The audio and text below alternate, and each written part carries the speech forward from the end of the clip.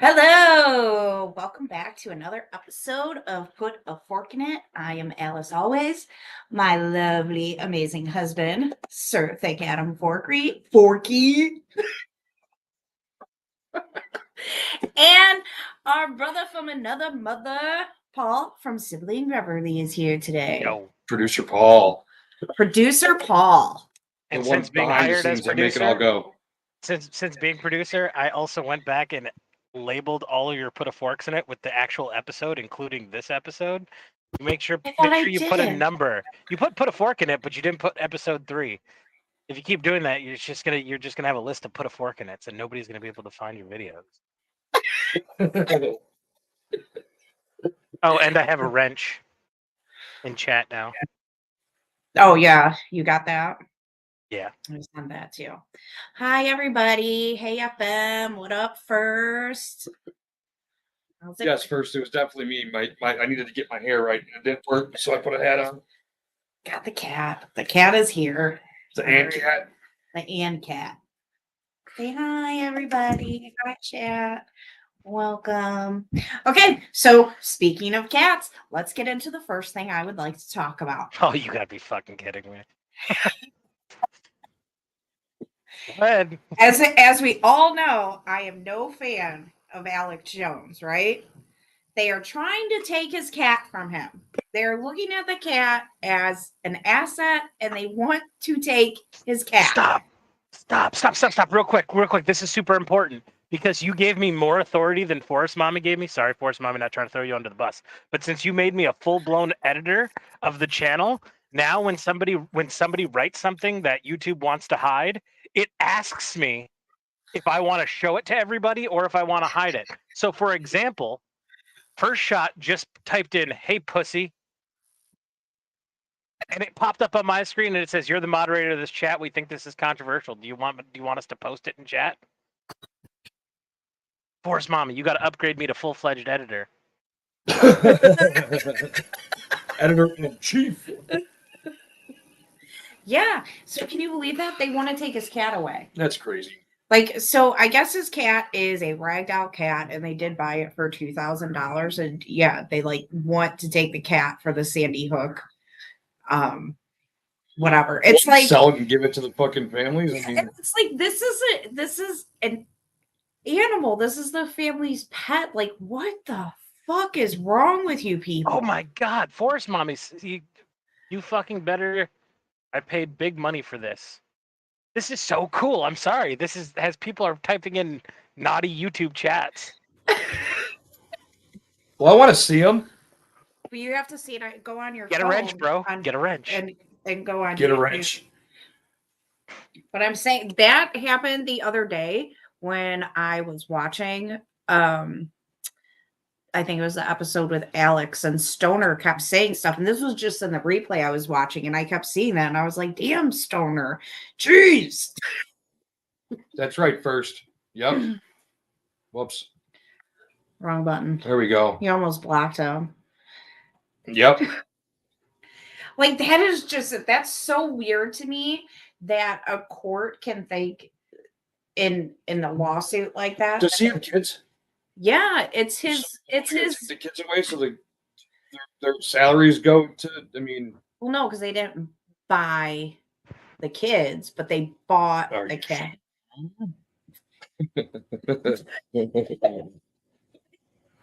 So, Paul, it was like 30 degrees here today, and I was freezing my ass off outside at work, and I was thinking about you getting your 2 feet of snow yesterday.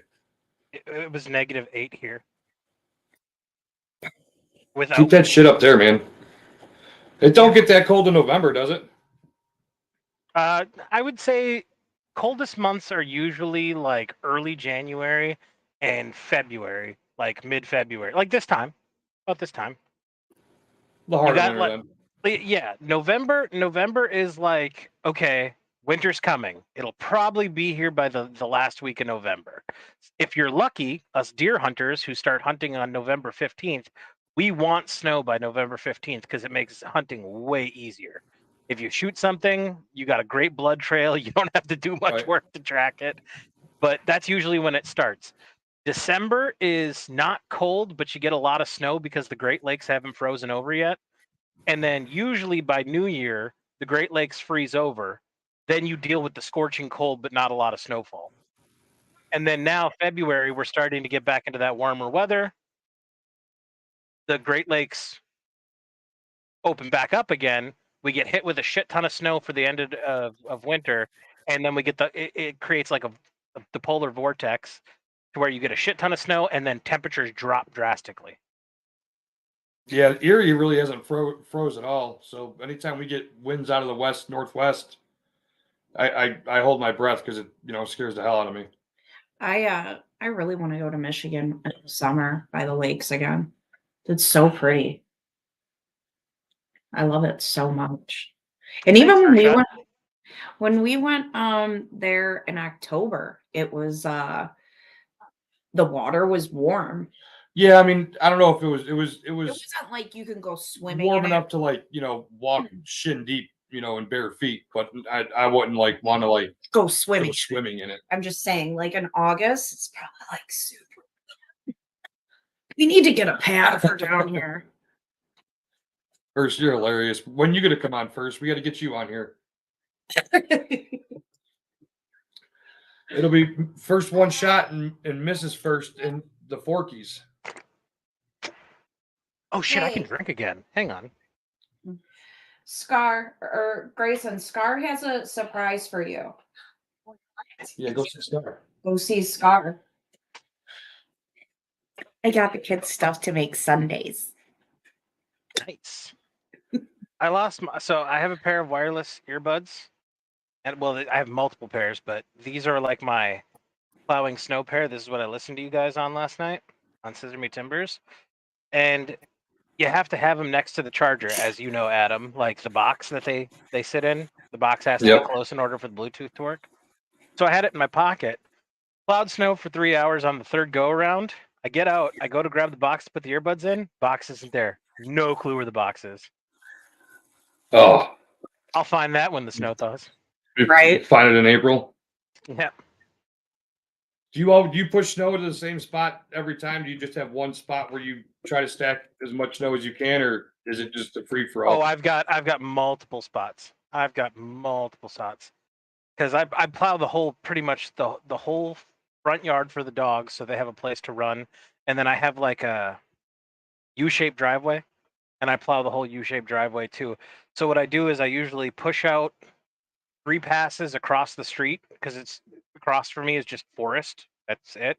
So that's how I break through to the street, and then I come back in, and then I bring it to the southwest corner of my property for the yard, in the southern part of the property for the yard, and then I go to the northern part of the property for the U-shaped driveway.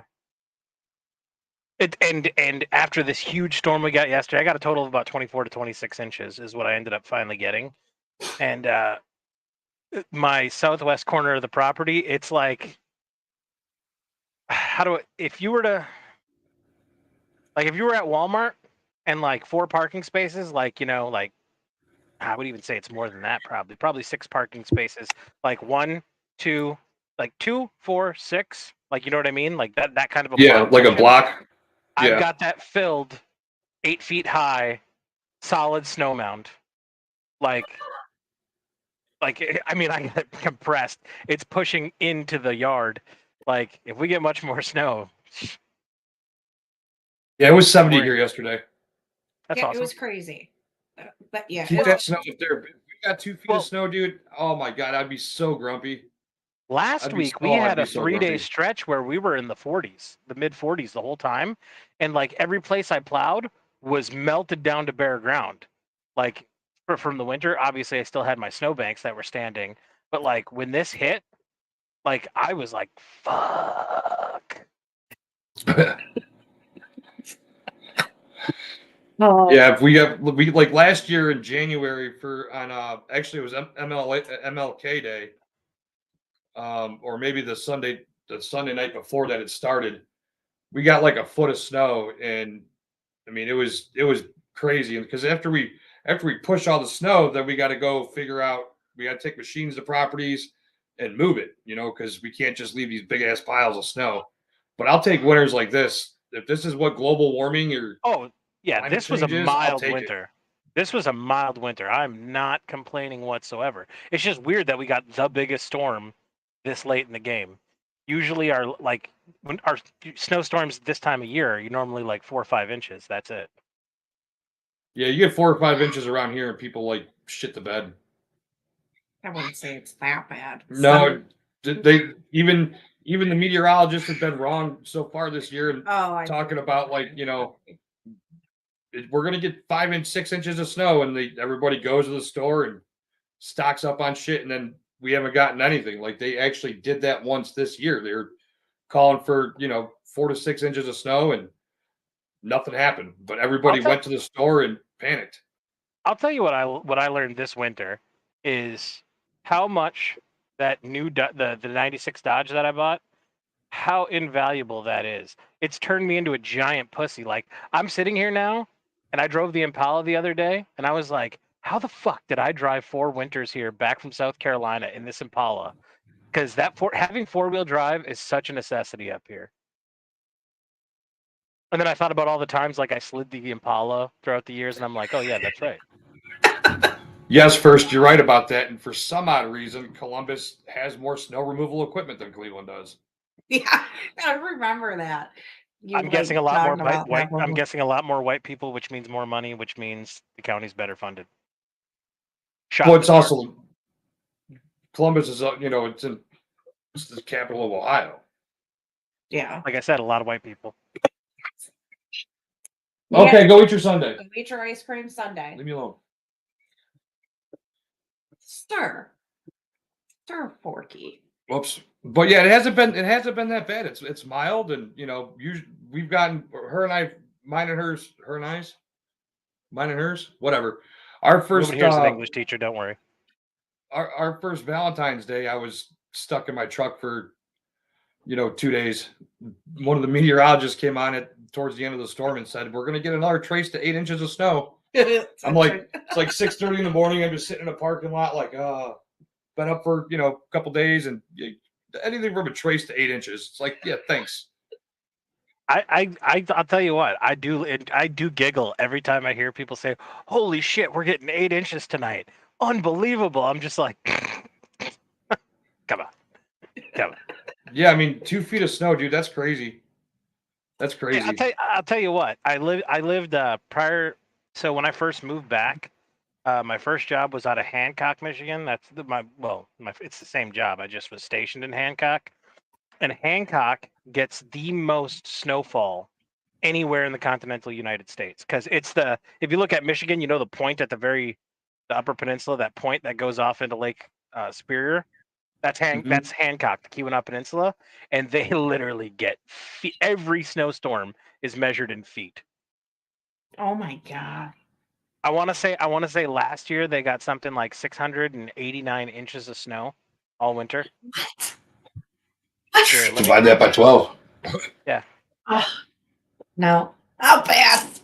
I'm pissed on that. I'll take 689 divided by 12. He thinks he's Somali from the waist down. They got 57 and a half feet of snow last year. That's fucking ridiculous. I don't know what it is this year. Like I said, this has been a really mild winter up here. I don't think that's how. So I'm pretty sure we're like 20 something inches below average thus far for this winter. Like I think we've only really seriously had to plow snow once, like where everything needed to be plowed because there was enough measurable snow. Our contracts all state 2 inches. 2 inches we gotta plow. The churches we do really if it's covered.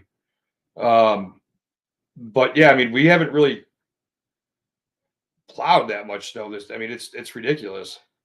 So Forest Mommy, what made the Great Lakes is when the Ice Age happened and the end of the Ice Age and everything was melting off, the Great Lakes were just a naturally low part where when all the water started melting, creating the oceans of the world, the snow that melted and remained was the Great Lakes. They were just natural at one point it was just valleys. Yeah. There's a theater you can learn about that in Niagara Falls. What, that 3D one? I don't know if they talk about it in the 3D theater, but one of the things we watched talked about it. And then I think it's when you go to that visitors center, it has like the whole. Have you ever been to Niagara Falls, Paul? No. Really? That's a cool place to go, man. It's I really nice. it's just I've never had the opportunity. Every Yeah, time I've been to New York, I've always either gone to like the city or Nyack, or I would love to go upstate. I've heard nothing but great things about upstate. Yeah, Niagara Falls is only like 3.5 hours from here. Yeah, so it's like I went Buffalo, there all the right? time. Yeah, Yeah, it's about 20 just minutes, past, but a half hour. you go through Buffalo to get there, so it's about 20 minutes north of Buffalo. Yeah, but it's it. So the American side used to be a lot nicer. Dope. So funny enough, That's what Niagara I said, is the- Jess. I said Niagara. that. Casino there too. I said that, Jess, and Adam's like, "That's only close for me, you, and Hex." And I'm like, I mean, still, it's like half of us.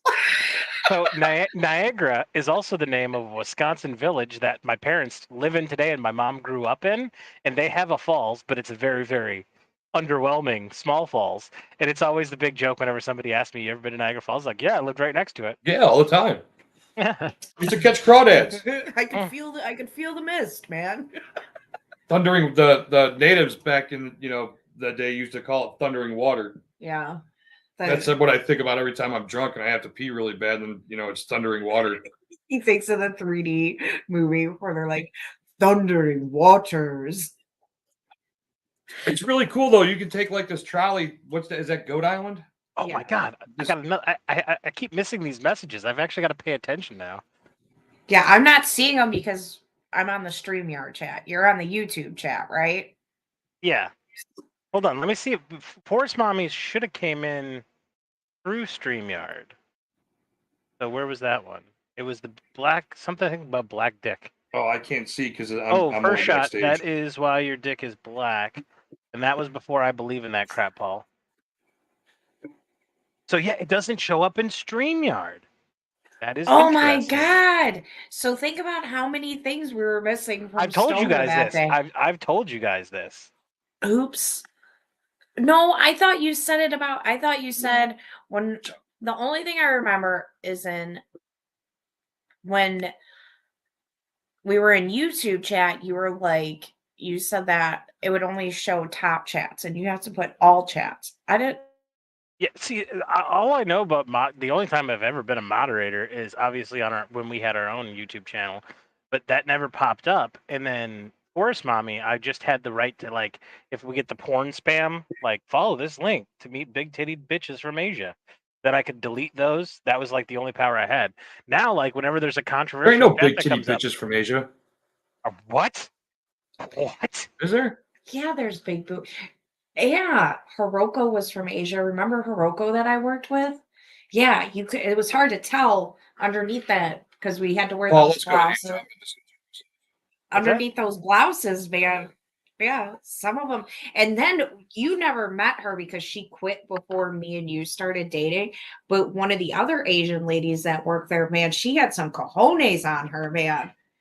Cojones? Yeah, she had some mommy milkers going on. That's not cojones. That's a cojon. That chick from North Coconuts. Korea. That chick from North Korea that was on Joe Rogan that escaped North Korea. Dude, those are fake. Who I don't give a shit. She's got big old knockers. Well, I'm just She got the saying, heavies, as like, Andrew Schultz likes to say. I'm just saying, those ones are fake. All But you gotta do- Like, why don't you just introduce your wife to your alter life? I mean, we're all respectable. I mean, I would highly advise introducing your wife to me first, because I would have fun with that. I would make you sweat, and I would hit on your wife. I would not sleep with your wife, but I would totally hit on your wife. that's funny. Mommy says I'm not FMU. She never fucking said that. She never said that. no, she's never. Yeah, she's never said that. My goodness gracious. Do you hear your dog? No, I don't. I'm ignoring everything up there. No, you're in one of those movies. So, tonight. Paul, spring training's starting up, huh?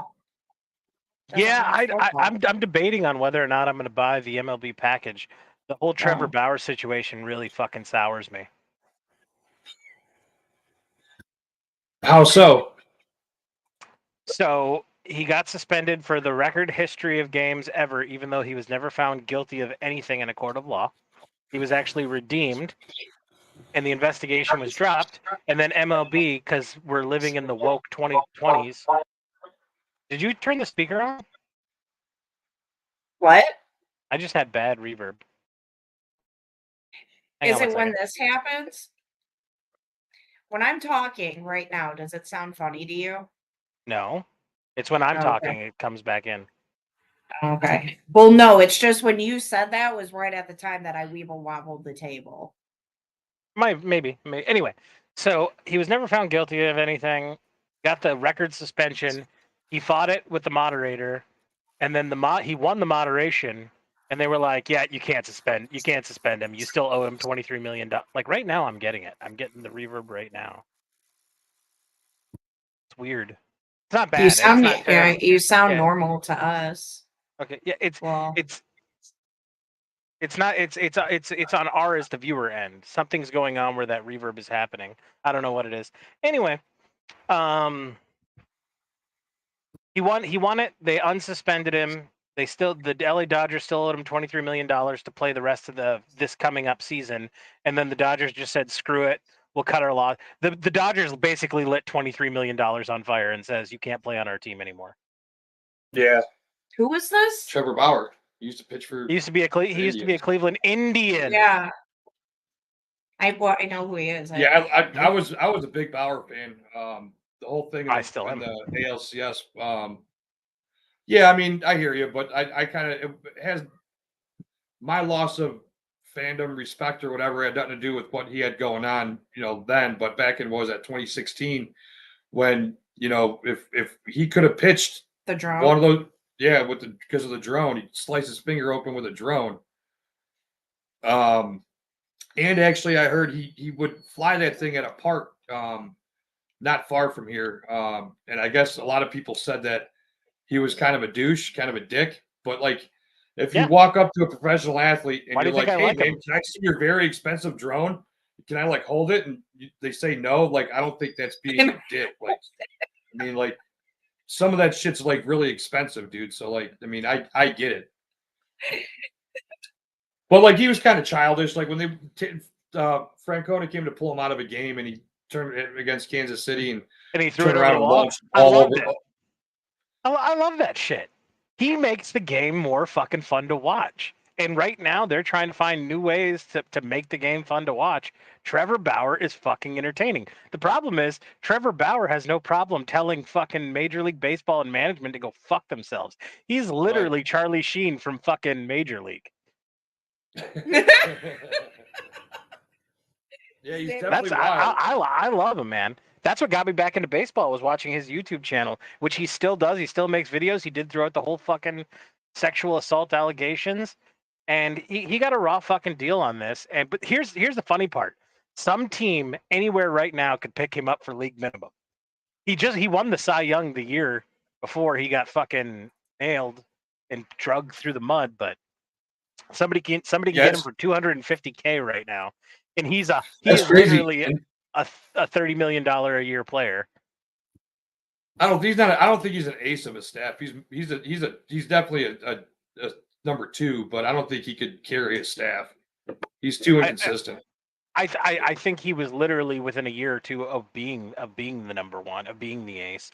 The problem he had in LA is too much of a cookie cutter Disney ran organization, and he was never going to be the ace with Kershaw there, ever, because Kershaw is the Brett Favre of the LA. Well, I guess nowadays that means nothing. Saying the Brett Favre, but like Clayton Kershaw was the Brett Favre of the Dodgers. Is the Brett Favre of the Dodgers.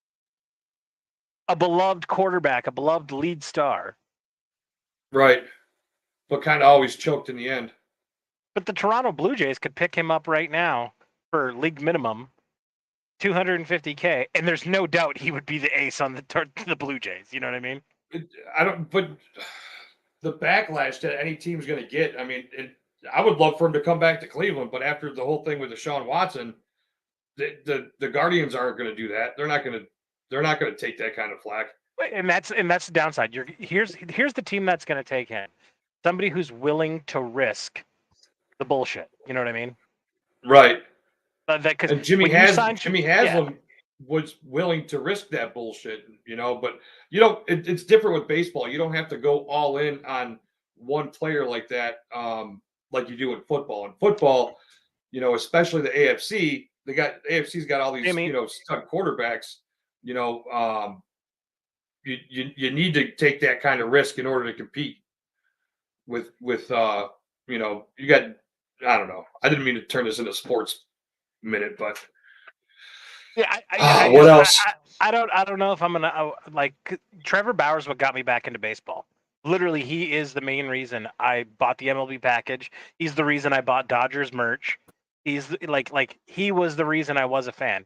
And when during his suspension, I was still a fan of the Dodgers. I still watched, but now that they dropped him after he wasn't guilty, proved innocent, like I just sorry. Yeah, he didn't even have to pay any settlements. He didn't even have to say, okay, I'll just because he fought it. And that's Right. the MLB suspending him sets the precedent to pay off anybody who comes at you with fake allegations. Yep. What you told your players is if you have somebody who tries to hold you up for money, you better fucking pay them off before the public hears about it. Even before if it gets true or out. Yep. not. Trevor Bauer said, fuck that. I'm going to fight this tooth and nail to the end because I'm innocent. Yes. Did I have sex with her? Absolutely 100% had sex with her. Was it rough? Yes, absolutely. But here you go. Yeah. She said she wanted it that way. She said she wanted it that way. Exactly. Yep. And that's the crazy part to me. There was so much proof. He raped me twice. Well, what happened? Well, I drove up there the first time and he raped me and he anally beat me and this and that. And a week and a half later, I drove back up there and then I did it all over again. But it was rape. Did it again. Well, that's something like in Deshaun Watson's case. There's a handful of them girls that say that they went back after the misconduct took place. Well, then why'd you go back? If he called you back up after it happened. The whole time between the events, texting like, next time choke me out to unconsciousness, daddy. Pull my hair till it rips out of my skull, daddy. Like, what the fuck? And I listen to a lot of sports talk. It's really all I listen to when I'm in the car or in the vehicle, as long as she's not with me. And they keep people call Deshaun Watson a rapist, and he's not a rapist. Like, is he a pig? Yes. If my wife or my daughter was a massage therapist, would I feel comfortable with them isn't he the one who got a bunch of rubbing tugs? That's pretty much it. Like, he would go on Instagram or Snapchat or whatever. I don't know what those are about, but he would go on there and get chicks to come give him a massage and pay him, whatever he paid him. I don't even know. But essentially what it was a young mid-20s athlete coming out of a bathroom to get a massage, like with a boner and a washcloth just draped over it. Like, here you go. This is me. Is it inappropriate? Absolutely. But he's obviously got a line that he wasn't willing to cross because he was never accused of rape. He was never really accused of forcing himself on someone. He was just inappropriate when, the deed was being done. I mean, that's like the Louis C.K. bullshit. Louis C.K. Okay, I'm gonna sit here and watch, and then later I'm gonna be like, oh, I feel sexually harassed. Yeah. That's what happened. He would ask them, and people who said no, I prefer it if you didn't, he didn't do it. I mean, hey, it's not my fucking thing. Right. Yeah, just like she brought up Marilyn Manson. I haven't dug into that, but I heard that he was basically acquitted on everything, or at least cleared of everything. Okay, so today he said, hang on, let me see. Let's see it. Today, or no, it was last night. So the main girl that accused him was Evan Rachel Wood that he was with for like a while. Great tits. They broke. Go on. So they broke up. For like years after, she still said like nice things about him, like never said anything. And then it became a oh my God, he was starving me. He was drugging me. You know, like I was kept from my family. I was kept from my friends. You know, he was doing all these horrible sexual things to me and all this other stuff. And there was other women that came forward. Well, then, just yesterday, one of the women came forward and they're like, so none of this ever happened. Evan Rachel Wood like manipulated me into saying these things and none of this stuff happened. Evan Rachel Wood, I guess, made a fake FBI document saying that she was involved with the case with the FBI against Marilyn Manson, which wasn't even true. So yeah, he's coming out pretty vindicated. Now the bad thing is that when all this came out, he lost his manager, he lost his record company, and I guess he was on a show like a not a like kind of a regular but not a main person on a show. I don't know what show it was. He was on Sons of Anarchy. Yeah, that's Yeah, the he only was show. on But yeah. that's not on the air anymore. And he was let go from that show because of it. Dude, please stop. We went from oh my Cats, great animals. dude, I went from the dog to the cat. But yeah, and a lot of people like never believed it because they were like just sitting there watching the stories and stuff about it and just kind of picking apart the timeline of everything and just watching different interviews, and they would kind of contradict themselves in their interviews and stuff. And yeah, it's pretty it's pretty crazy. And it's crazy that somebody can just say that about you and then just like bam, your reputation's like ruined. And I also, so speaking another thing of people being accused, there is an older episode of Rakita Law from I believe 2019 with Look at you, girl, Razor going back. You're going back. Yeah, and so like I've just like been watching like more of his stuff, and I found a thing with him and Razor Fist, and I love Razor Fist because he's just like 80s metal type dude and just smart.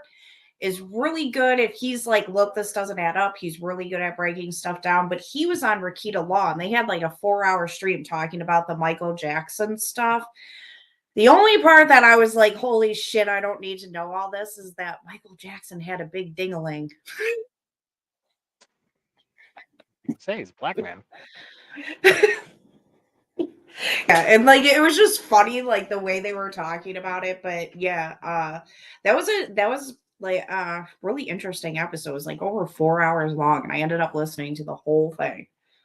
Like it was so good that when I would walk out of the room and I would come back from doing something, I'd be like, oh, I gotta rewind it. I gotta see what else they said. But I absolutely love Rakita Law. I love the legal shows whenever there's a court case.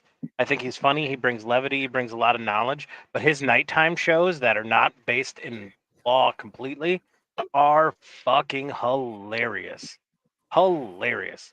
Real quick, first, curiosity. How much did you weigh at the starting of the whole weight loss thing? I'm curious.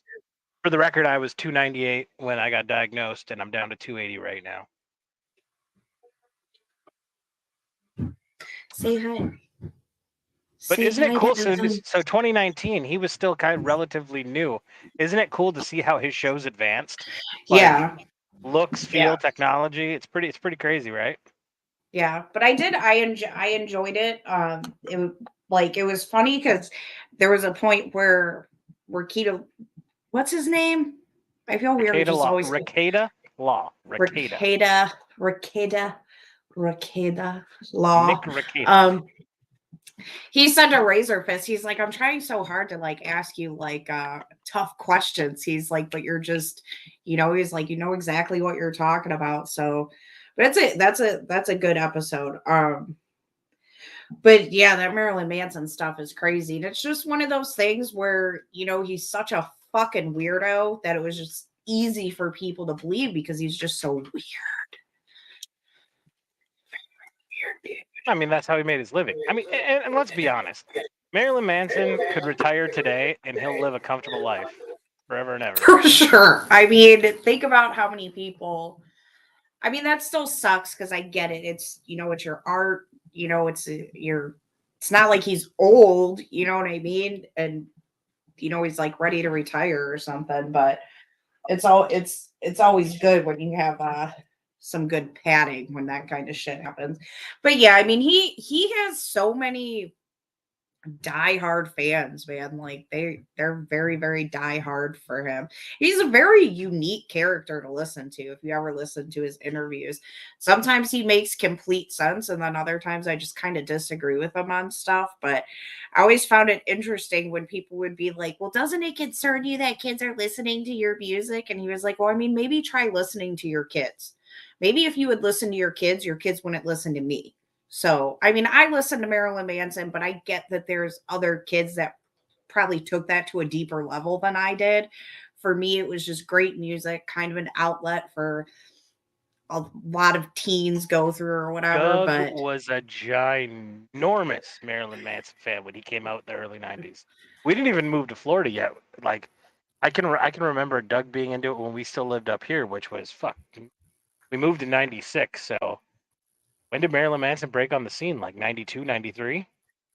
yeah, I mean, I was listening to him in high school, Yeah, Doug like was ear- huge fan. early high school. I remember like hearing about him in middle school. So I think it was that like Lunchbox album, I think it was, that came out, and then the Sweet Dreams came out, and he just blew. Well, because it was technically a band then. They just blew up from there. I went to see him in concert. My mom was pissed. I think Doug might have seen him in concert. I know Doug saw The Cure in concert with my dad, like back in '96. You're in my spot. Move. Welcome back, Adam. Thank you. The Boy King is on extra demanding night. Well, that's what happens when you're a monarch.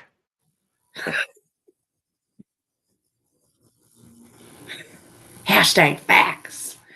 So what were we talking about? About Marilyn Manson Oh. and Rekieta Law, that episode that I was watching about the Michael Jackson stuff. And they were talking about how he had a big dinghy, and like girls would talk about how good in bed he was. And I was like, I That's crazy. Isn't it crazy that Lisa Marie is dead now and Priscilla is still kicking? Right? That's heartbreaking, man. Like, I couldn't imagine. No matter how old you are, I can't imagine losing a child. I've watched my aunts, two of my aunts go through it with their kids. And yeah, it's just wild. And then you wonder how much time she'll have left, because oh my God, what the hell is her name? Carrie Fisher. Remember when she died? And then not long after, her mom died. It was not long after. Fatty. My cousin calls me Fat Boy first. The one that Paul wants to. Shebang, doing? shebang. I'd smash. She's hot. She's good. No, we're talking about weight here, huh? Scar might go work with her in the summer. She's gonna go work with her in the summer. Okay, she's going to go work with her in the summer. It'll What be does she before do? her. She got a food truck. Oh, nice. She was she's kind of like taken after my mom and her mom is like, just barmaids, no, not Skipper first. My cousin, not Alice's cousin. She was like, she bounced around from dive bar to dive bar, making, enough to get by, I guess. And then a bunch of bikers went in there one night and tried picking a fight. One of the old ladies of the bikers went and tried picking a fight with Melissa's friend or something. I So didn't know about this. Yeah, so she threw them all out, and they threatened to come back and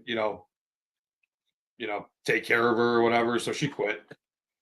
So she had I don't know how, what. I don't ask too many questions because I don't like asking questions where I really don't want to know the answer. how she was able to like not really work and still have money. And then her and her friend went in on a food trailer. You're killing me, dude. I need my phone. You cannot take my phone. You want to take mommy's phone?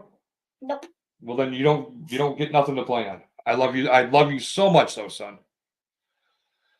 So yeah, she got a food trailer. She got all her permits and certificates and all that stuff. And I don't know how it's gonna go because she can't really add. I don't really know if she can cook anything specific, but it's So this is a new venture. Has she opened yet? no, they got it late last year. It needed a little bit of work. They needed to get certificates, and pass inspections and whatnot. Uh-huh. Then she went and got a deep fryer put in it. It either didn't have a deep fryer or it was outdated or didn't work. But she just recently got it back, and yeah, she's excited about going and doing it. There's plenty of decent bars around town, around Cleveland. And no, first it was on the west side. To where like they don't have it, they have alcohol and booze and games and billiards and darts and everything. They just don't have a kitchen, so they'll like let food trucks and trailers and stuff come and sit in their parking lot, and people can go out and get some food and bring it back into the bar. Yeah, because it works for them too, because then people will stay People long. will stay longer instead of leaving to go get food. I love food truck culture. So South Carolina, Charleston is the capital of food trucks per capita in America. So when I was there, it was like a different food truck every single day. And in Austin is number 2, and then I lived in Seattle, and Seattle's number 3. So I'm a big fan of the food truck culture as a whole. Curiosity, what's going to be her specialty? Like burgers, fries, what? Apparently, it's going to be called Cal's, because it's Kelly and Melissa. Cal and Mel's Dirty Dogs. Hot dogs? But like they're making like different sauces and stuff. Yeah, like they'll have different sauces and sides. Deep fried shit. Yeah. So like she was telling me about it at the vow renewal, because Marina was like really impressed because she could mix drinks really well, and I was like, well, she she's wasn't. a hell of a barmaid. I mean, Yeah, hell of a she's great. barmaid. One thing I will say about the women in Adam's family is they all work very hard. Yeah. They all work they're very hard. Well, they've had to because they made piss poor decisions earlier in life. Well, this is good to know. If I ever come visit, hopefully I'll get some midnight oil on my hot dog. What do you mean if you ever come visit? I got your tripod and your extension cord, homie. Yeah, I know. I'm coming. We'll come. I still want to do the summer U.S. tour. Like, this is something I still want to do. I just don't know in this economy if I can swing it this year. But I would love to do a loop around America and record the whole thing. And like, if I'm in the town and like put it out on Twitter, like meet up with people in the FMU and like from town to town, stop, say hi, document it all, get back, and then just do like a huge documentary. That'd be cool. That'd be really cool. Maybe when the kids are older and we don't have to worry about duct taping them to the wall. Yeah, for me, it would just literally be like me in a car and a camera. That's like what I'm thinking is just that. And I just want to go all around America, hit all the different fucking tourist spots, like go to the largest house of mud, see the biggest ball of yarn, shit like that. She's easily entertained. That's why we get along so well.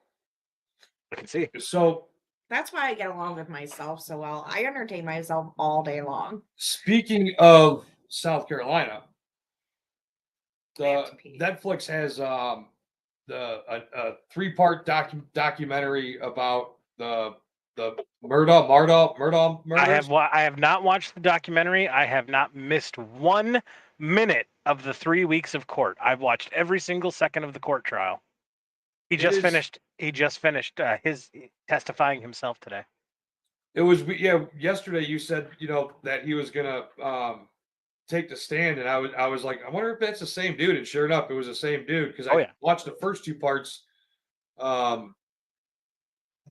Wednesday night, and then I watched I fell asleep during the last one Wednesday night, so I watched it last night, and yeah, that shit's crazy, dude. Like, that dude like still thought that it was 1980. Like, what I'm about gonna all be the shit that? I'm gonna be 100% honest. Don't believe everything you hear in that documentary, and don't believe everything you hear on the media. I've watched every single second of this court trial. I do not think he killed his wife and son. Do I think he is a huge shitbag, horrible person who stole fuck tons of money? Yes, yes, I do. I don't think he murdered his wife and son. I think he might not have pulled the trigger, but there's too much forensic evidence on his shit that he was there when it happened. No, there's not. No, don't believe everything you hear in the documentary. Yeah, No, remember there's Finding not. Neverland? We just discussed this. There has been no forensic evidence linking him to the crime whatsoever.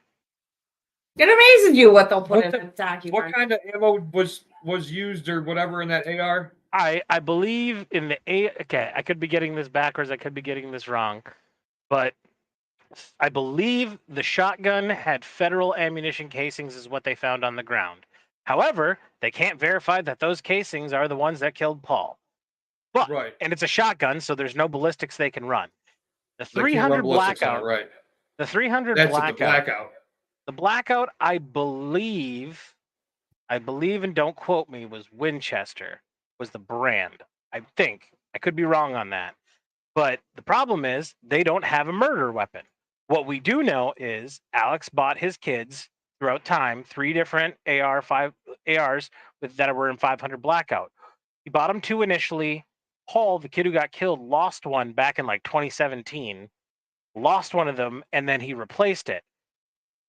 From what I understand, the ballistics don't match either of the 2 that are there. And the theory of the state is Alex has had this missing AR, even though like it was reported that it was missing since 2017 or something to that effect. It's irrelevant. The state has not proved that he murdered. They made a big talk about fucking OnStar data and cell phone data. Here's what we know. If Alex Murdaugh killed his wife and kids, he had 9 minutes to clean all of his DNA from the scene, clean all of their DNA off of him in 7 minutes, and get rid of the weapons in 7 minutes. There's only a window of 7 minutes where he could have killed his wife and kids. See, I would make a horrible jerk because I'd be like, yeah, that dude's a piece of shit. He had to have done it. And that's what they're doing. That's the fucked up part about But this. no, you The state wouldn't, can't prove because- the murder, but they got all the financial and all the drug addiction shit in. And it shouldn't have come in. I'll tell you what, I think he's going to get convicted of murder. I don't think he's going to get convicted. I think it's going to be a hung jury. I think there's people who are looking at this going, wait a minute, this doesn't all add up. And then I think his family, he is hated in the community so much that there's people that are going to vote guilty no matter what. But Right. I'm talking from a guy who watches the trial, and this is my nerd thing. My 2 nerd things are wrestling and court. I love those 2 things with a fiery fucking passion. And what I can tell you is I go into every single one of these. I don't have sides. I don't care about Alex Murdaugh. I don't care if he's guilty or innocent. I want justice to prevail. And that's how I go to any court case. And I will say, going into this, from what I saw, I was like, oh yeah, he's guilty. No doubt. Now that I've watched 3 weeks of fucking trial, the state has not proved to me that he's guilty of murder. They have proved beyond it. He's admitted that he stole money for 10 years. He's admitted he was a drug addict for 20 years. Like, and those trials are coming up. And what they're doing is they're bringing that shit into this case to get the jurors to say, look what a piece of shit he is in these 2 sectors. So he's got to be guilty of murder, even though we can't prove it. He's got motive, though. He was broke. He got caught, embezzling money from his What firm, motive? and he had a giant. Okay. He had a life insurance policy on his wife. No, he did not. There's no life insurance policy on the wife or son. Not one. Not one. Fucking Netflix. There has never been a life insurance policy. Here is what the state has shown so far. The state has shown that his motive was all the money he was stealing at work was catching up to him. And he knew it was catching up to him. And he knew that if he killed his wife and kids, he would get a 30-day extension on the investigation of the partners in his law firm looking into his financials. He thought they are saying that he killed his wife and kid so he can get an extra 30 days to try to figure out the money situation to where he wasn't going to go to jail for money. Guess what? He got up on the stand and he said, "Yep, I stole everything." He's going to jail forever for the financial crimes because they can when that case comes up in a couple months, they can use everything he said in this case against him there. And he admitted to it on the stand. He's like, "Yeah, I stole." He's like, "But I didn't kill my wife and son, and I will not accept the responsibility." Was I a drug addict? Absolutely. Did I steal millions of dollars? Absolutely. And I believe the total of what they figured out is something to the tune of $10 million is what he stole from clients and the firm. But the reason it went on so long, and everybody's like, how could this have been going on so long? In his practice, which is like 7 lawyers, he was the rainmaker. He was the guy who got clients in, and he made more money off settlements than any other lawyer. So even with him stealing, he was making more money than every other lawyer combined. Even with him stealing. So he was taking money from the clients. Is it like that? Settlements. So like What do you So like how a that partnership dude. how ahead, a law go firm ahead. works. How a law firm works is you ever heard a lawyer say, "Well, I made partner this year." When you get made partner, that firm, what they do is every single case they all do, they put all the money into a big giant pot. Every single dollar they make from it, they put it into a big pot. And then in December at the end of the year, what they do for tax purposes is take that big pot of money and they figure out how they're going to divide it up between all the lawyers. And one of the factors is like how much did you make, how many cases did you do, shit like that. To where almost commission. yeah, like a commission, but like okay, me and Adam are lawyers. I do only 2 cases in a year, but I make $4 million on each case. So I bring $8 million into the firm. Adam does 20 cases, but he only brings in $500,000 on each case. So those get factored in how it's distributed. Does that make sense? To where like it equals out to where we're making about the same, even though I brought more money than Adam did, but Adam worked more cases. So like basically that's how it gets divvied up. What he was doing is each partner bills their clients individually. So you get a client, you get a bill from your lawyer, and it says, like logistics, this much, supplies, this much, printing and paper, we're charging you this much. What he would do is he would tack on like a consulting firm fee. He made up a fake company, and he would charge the consulting company $500,000. And then he was that company, so he would take that $500,000 and then deposit it into his own side hidden bank account. That makes sense? So the law firm was still getting paid their normal rates, and then like he was just getting paid on top of it. What about the Gloria Satterford or whatever her name was? He said he was essentially suing himself or his own insurance company to give her kids that money, and he ended up keeping it. This is the maid, right? This is the maid. I don't know her name. I don't remember shit like that. But this is the maid, right? So the maid tripped down the stairs in his house when she was working. Allegedly. She just come on, not everything's a fucking scandal. Not everything. Why? Okay. You always have to ask the questions. Why would he kill his maid? Why would he kill his wife and son? Adam, if you were broke as fuck and you figured out you could get out of it by killing your Alice and one of your kids, would you do it? No. Why? Because I'm not a piece of shit.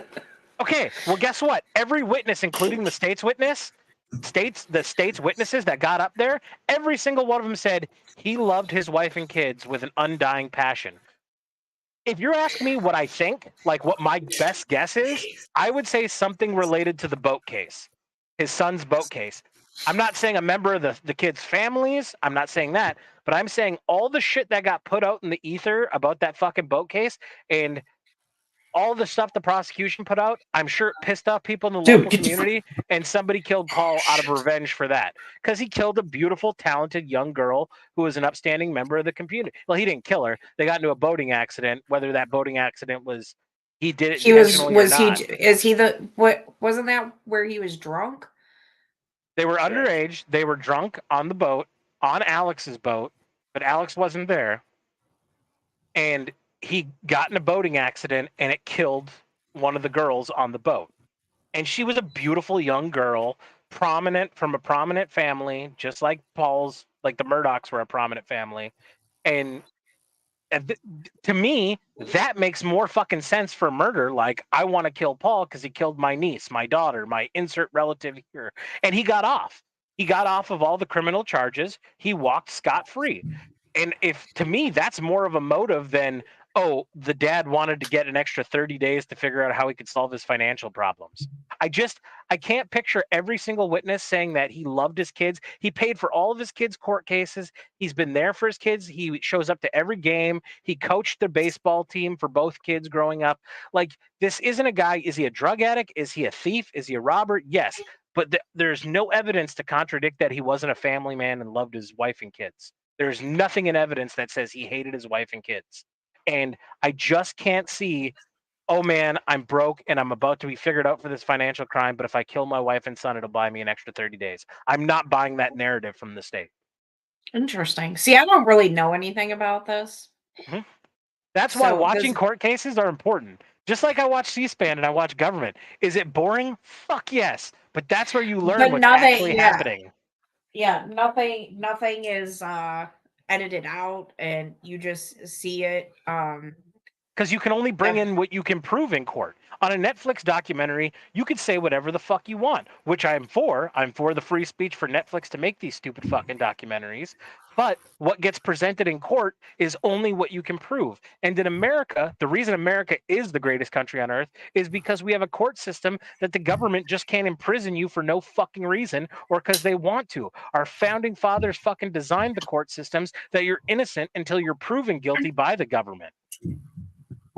And the government has not proved that he killed his wife and kids. They without a doubt prove that he's a thief and he's an asshole. But guess what? Lots of thieves and assholes don't kill their wives and kids. Right. I steal, I don't kill. Well, yeah, I think there's a lot of people that will look at something like that and they'll be like, oh, well, they did this, so they must be a murderer. And it's like, dude, I know a lot of people that have done like shitty shit. Especially when they were drug addicts, you know, they did horrible You things. should watch a documentary, Paul. Just I will. I want to wait till the trial's over. Yeah, my ex-fiance, total fucking dick, stole fucking money from me, everything. I don't think he would kill somebody. Like if tomorrow somebody said, "Oh my god, so and so murdered somebody," I'd be like, "Really?" Because even though he could be a shady prick, I couldn't see that out of him. You know, like, and I mean, I get what you're saying, Paul. That's actually one of the reasons why I'm actually against the death penalty is because I don't trust the government to, you know, say that this person deserves to die. well, well, that's just a lot of stuff I don't want to talk about, and I don't have all the stuff in front of me because I'll really go into it. I am But- pro death penalty as long as we make the standard beyond a reasonable doubt is totally fine with me for imprisonment for life. But we have to create a new standard for the death penalty. But I'm still in favor of the death penalty. So hypothetical situation: if somebody was to kill Scarlett or Grayson on videotape with DNA evidence and 17 eyewitnesses, should they get to live? And I know I'm making this personal. I know. Okay. And if they don't make it to court because of one of your actions, should you sit in jail the rest of your life? No. So, No, but I mean, there's a fucking ton of people whose families have been murdered and they don't want the person to get the death penalty. You know, just fucking watch that Selena TV series, like, which they lied about stuff. Is that what you were asking me about the other day? Who? No. Oh, I watched. I thought you were talking about the Jennifer Lopez movie. No. I was to you because I want to watch the Jennifer Lopez movie with Scar, but I watched the TV series on Netflix, and then I ended up watching just like a short documentary, and yeah, like her dad's like, I mean, I don't want that lady dead, or I'm like, I want her dead. A friend of But mine. that's part of the reason I want her dead because it's like I said to you that there's people where the prison being in prison is worse than death, but there's to some people death is better than prison. You know what I'm trying to say? You know what I'm getting And at? yeah, Like, I'll cut the mustard on this, and I'll give it to you from my perspective once you're done. like in one of the last episodes of The Walking Dead, when Maggie's about to shoot that fucking cunt bitch, and then they take her into prison, and Negan said, "Don't, because prison is worse for Right. somebody like that." Like that Yolanda lady that killed Selena. It's like I so want a bullet in that lady's head, because it's like her living every day. She's like getting off on it, Right. you know. But Like, then there's I'm the one that killed Selena. yeah, like I- you know what I that's mean? status. Like she like gets off on it, and it's so weird. But then there's people who for prison for them is just the most god awful thing for them. But I think our justice system and our prison system is so fucking whacked and weird, Agreed. and I'll never understand like why people who have been convicted of murder like get access to fucking internet and all this other shit. Like it boggles my fucking mind, dude. And that's It just and that's pretty much the nail in the head for me. Is I like the standard of beyond a reasonable doubt for, like I said, for a life sentence. We gotta stop. but it making hasn't been prison- that way. We gotta stop making prisons a fucking luxury for certain people. Like if you grow up with nothing, and hey, I get it. People are born into shitty situations, but there are people who literally going to prison is a vacation because it's better than their normal life. The reason that they're stealing or murdering or raping is because they weren't brought up right. They're escaping some kind of reality. They're mentally fucked, and in prison you get taxpayer funded food, taxpayer funded healthcare, taxpayer funded entertainment. Like I have no problem putting somebody in jail for life, but we don't have to make it comfortable and awesome for them to live that fucking life. And to me, if you have a crime that is absolutely 100, like I said, we would have to change the wording in our legal system to like be like even further than beyond a reasonable doubt. But beyond a reasonable doubt usually isn't always followed either. Just look at all the people that were wrongfully convicted. I'll tell you what. I look at Yeah, but Florida. I there's- like Florida system. You have the trial where you're found either guilty or innocent by 12 of your peers, and then I like that a jury does the sentencing, not a judge in Florida. For the death penalty, they do a actual jury, and they have to agree. If we're going to kill somebody, we all have to agree. Look at the Parkland shooter.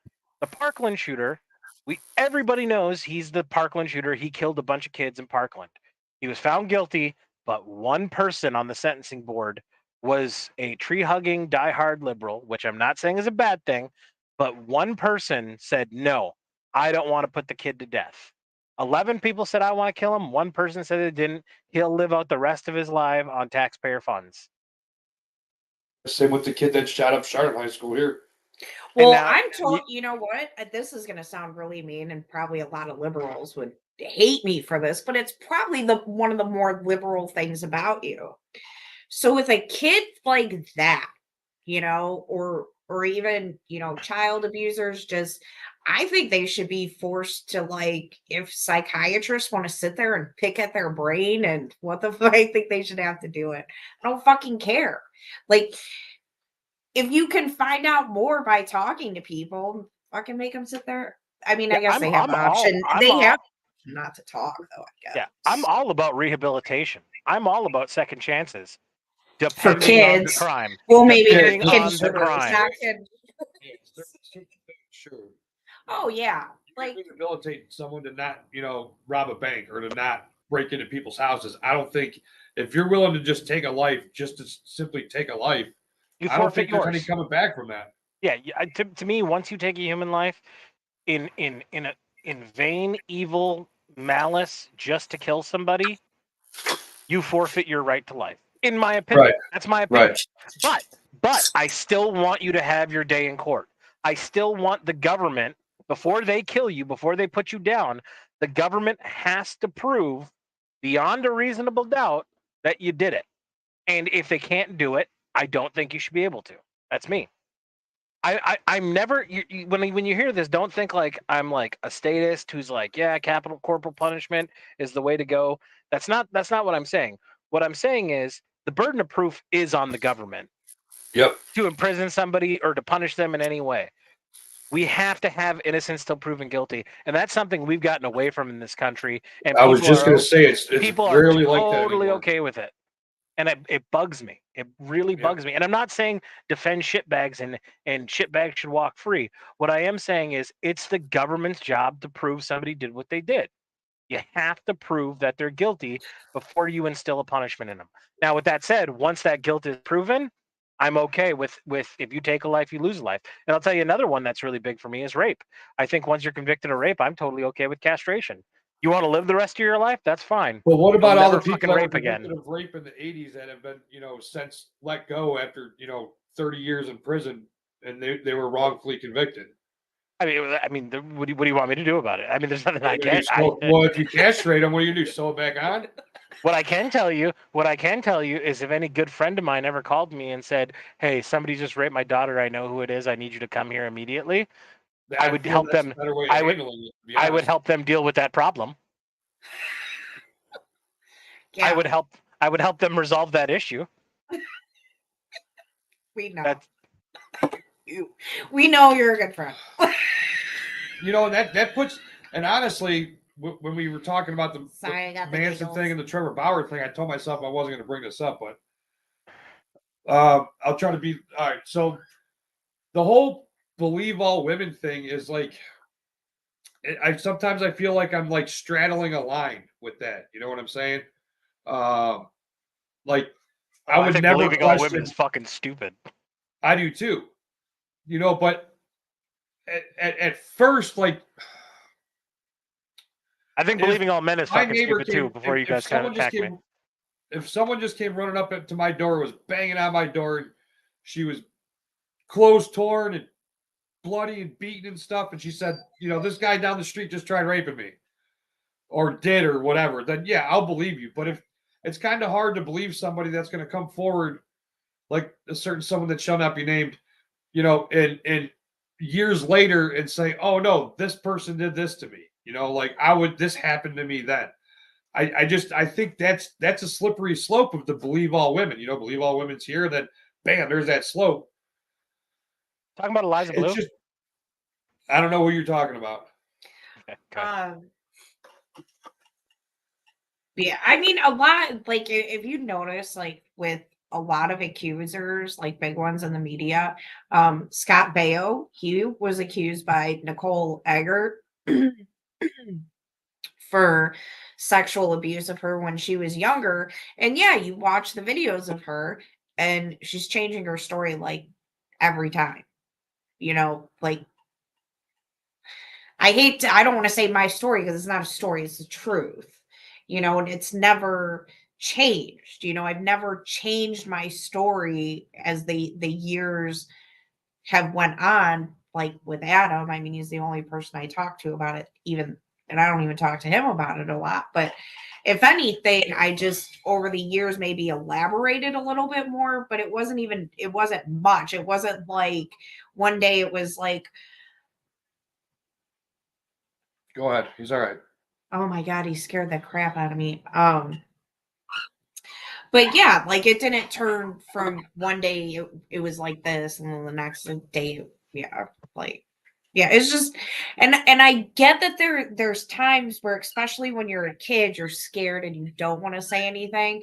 But I find it really, really hard with these adult women who make all these claims. Like, I've had guys hit on me that shouldn't have been hitting on me. I've been sexually harassed in a work environment, but I'm not a wimp. You know what I mean? Like, I don't know. Like, I'm not saying that women are wimps, but it's just some of these women, like with that Deshaun Watson. It's like, well, where the fuck you keep going back? Yep. Like, I went out with a dude and I got very drunk, and they're gonna know it wasn't you because what I'm about to say. And he took a little bit of advantage of that, and I never saw him again because I was like, you know who else has taken advantage of a drunk situation to get laid?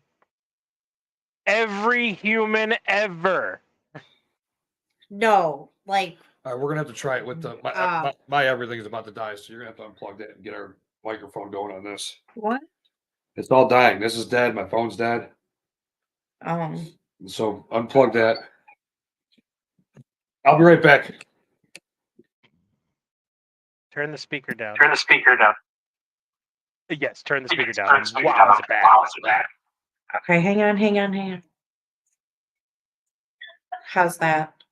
Can you hear me? Yeah. Test. How even- Test.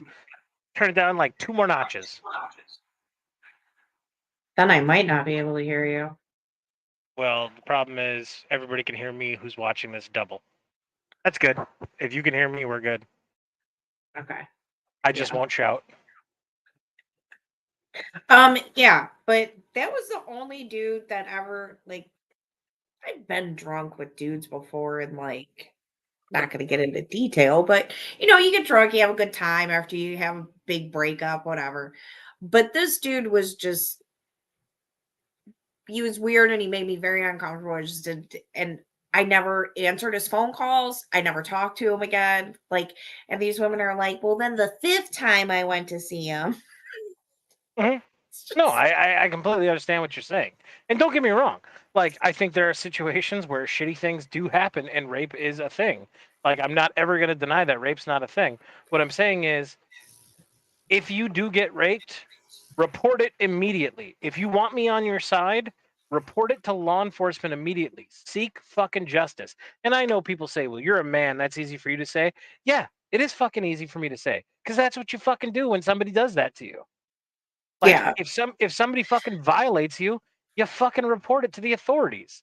And then you have to provide fucking evidence and facts. That's how this shit works. It's how it's always worked in our country. And we're coming to a point where it's like, nope, we're gonna find you guilty in the court of a public opinion, and now courts are starting to fucking bow down to that. Like Alex Murdaugh, the state has not proved he killed his wife and kids. To bring this back around, will I be surprised if the jury finds him guilty because it's a local community and they hate him and all the shit that he's done to the local people of stealing money from them? I won't be surprised, but that doesn't mean it's right. That doesn't mean it's right. The state didn't prove he was Yeah. guilty of killing his wife and son. And the judge is horrific in this case. Like, here's what people don't realize. Even if he does get found guilty, a little bit of it. even if he does get found guilty, the judge has done so many things to prejudice the defense that it'll probably get overturned on appeal. Like, no joke. Wow. Today, the judge openly in open court violated his Fifth Amendment rights. Like, that's a huge deal. That's probably he's going to win on appeal. And you never Wow. want to depend on appeal. Appeal's for losers. But when you're so prejudiced, like, all the financial shit should have never came into this trial. The drug shit should have never came into this fucking trial. I would be okay with him trying to kill himself and hiring a hitman to kill himself. I'm okay with that coming into trial. To me, that's damning. But Okay, you could that see why I he did only that. vaguely heard about. Like, So what happened is Adam was after watching it, and I just saw like a little clip of how he was shot in the head, or like Yeah. it was grazed. So what happened is after the wife and son are murdered, regardless of who did it, he then is now facing the music for the financial crimes, which he knows he's going away for. He knows that he's done there. On top of dealing with his drug addiction, and he was spending $50K a week on oxycodone. Like, it's a fucking real drug addiction. Like, he was in it. Wow. He estimates that he was taking about 60 to 100 pills a day. How's he even alive? You gain a Jesus. tolerance. Over 20 years, you gain a fucking tolerance. I mean, talk to Doug. Doug's a prime example. Doug was addicted to opioids. Like, Doug was popping pills like fucking crazy. And I mean, that's his story to fucking tell, but he could tell it to you. So, like, knowing that, and what he did was he was worried about his living son. He was worried about what he was going to give to his living son. So he took out a life insurance policy for himself. And then he knew the only way his son would get the money is if he didn't kill himself. So he hired a hitman to kill himself to make his only surviving son a millionaire. Wow. That's fucking nuts, dude. swear to God, I just don't trust anything anymore. You can't even enjoy a good documentary anymore. You can't. And I want to reiterate. I don't know if Alex did the murder or not. Again, what I'm saying is, in open court, the government has not proved that he killed his wife and son to me. Yeah. To me. And with my knowledge of law and what I've seen, the judge, I think that the judge has given this guy one of the most strongest appeals if he is convicted. He violated his Fifth Amendment right today. And like the defense at one of the breaks was like, hey, we need to have a conversation outside of the earshot of the jury. And like the judge knew what it was about. And they fucking did. They were like, hey, we're motioning for either you give an instruction to the jury that's saying, hey, you cannot fucking hold him not talking after an arrest against him. Because that's what happened. The prosecution on cross-examination, like, you haven't told your story until today. You've never told law enforcement. You've never told us, the prosecutors. You haven't said a damn word about about the events until today after you got to sit through. That's illegal. In this country, you have the right to not help the police solve a crime. You have a Fifth Amendment right to say, I'm not answering any of your fucking questions because I know that you're on a fishing expedition and you're trying to make me the bad guy. So I'll invoke my Fifth Amendment right and shut Especially the fuck up. for an attorney. And if you're listening at home, if you ever find yourself in a precarious situation with law enforcement, listen to the Pop Brothers attorney at law. What should you do? Shut the fuck up. I don't give a shit what it is. If you get pulled over for speeding, you comply, you hand them your license. Yes, sir. No, sir. You answer any questions you feel comfortable with. If you feel it going dodgy, if they say the words, can you step out of your car and do you consent to a search? Say fuck no. No, get a dog out here or call my lawyer. Well, even with dogs though, because they like even trick the dogs into an alert, and all they need is like the dog to get a hit. Slightly alert. Make them do the work because they're going to have to make you sit on the side of the road, and every state has rules on how long they can make you sit on the side of the road. So if you make them get the dog and that dog doesn't show up for 45 minutes, you might be in a state where you can only hold somebody on the side of the road, detain them on the side of the road for 30 minutes. That's written into the state law. And when you go to court and they say, yeah, we got the hit after we called the dogs at this time. Oh, that was 45 minutes later, right? What does your policy say? Can you hold somebody on the side of the road for 45 minutes waiting for a dog to show up? No, you can't detain somebody that long. Don't make it easy on the government to convict you. Amen to that, dude. I'll drink to that. Be polite, be respectful, comply as much as you can. Once you feel the conversation's going south, just shut the fuck up. Just say, you know what? I don't feel comfortable answering any more questions until my attorneys arrive. In every state in the union, damn near, I know, like, if you get pulled over, you're required to show them your driver's license, proof of insurance, and everything, and like your documents. Show them all the shit you need to drive. And then if they start doing this, so where are you headed to so fast? Just be like, don't want to talk about my day. Don't want to talk about my day. And don't be a dick about it. Just be like, I don't want to talk about my day. I'll take my ticket. If you're going to write me a ticket, I'll take my ticket. Be polite. Yeah, when I got pulled over salting a few weeks ago, I was shocked, and I was just laughing. The dude was kind of a chotch because I was laughing, but I wasn't laughing. I was laughing at the situation for sure, but I mean, I couldn't believe it. I just couldn't believe it. I've never seen a cop pull over a dude doing a civil service like that in the middle of the night with nobody. Like, him and I were the only two vehicles on the road. It was just, yes, sir. No, sir. Here's my driver's license, sir. Do you need to see the insurance and the registration for the truck, sir? You could, well, like in West Virginia, I can't remember the dude's name, but like, I'll go down rabbit holes on like Facebook Watch or something like that. Like, catch First Amendment audits, which are just hilarious. To hear people talk to, these authoritarian cops like that. Like, it's not that I don't have the balls or the guts to do that. I don't have the time. Like, I mean, God bless you people that can do that shit, because I think that's hilarious. And I think that helps keep, cops in check. But that shit, I'll go down and they'll just, dude was driving in West Virginia. He saw a cop on the side of the road, flashed his high beams. This was a couple years ago, so you might have heard about it. Flashed his high beams to the oncoming traffic that there was a cop there. and they ended up pulling him over, and he was like baffled. He was laughing because the cop pulled him over and actually gave him a ticket for it. You know, he's like, "Wait, that's illegal? Like, you can give me a ticket for just flashing my high beams? Like that's like they're my high beams, you know?" And he was like laughing about it, like thought the whole thing was just like whatever. He's like, "Yeah, give me a ticket, whatever." The cop dragged him out of the car and took him to jail.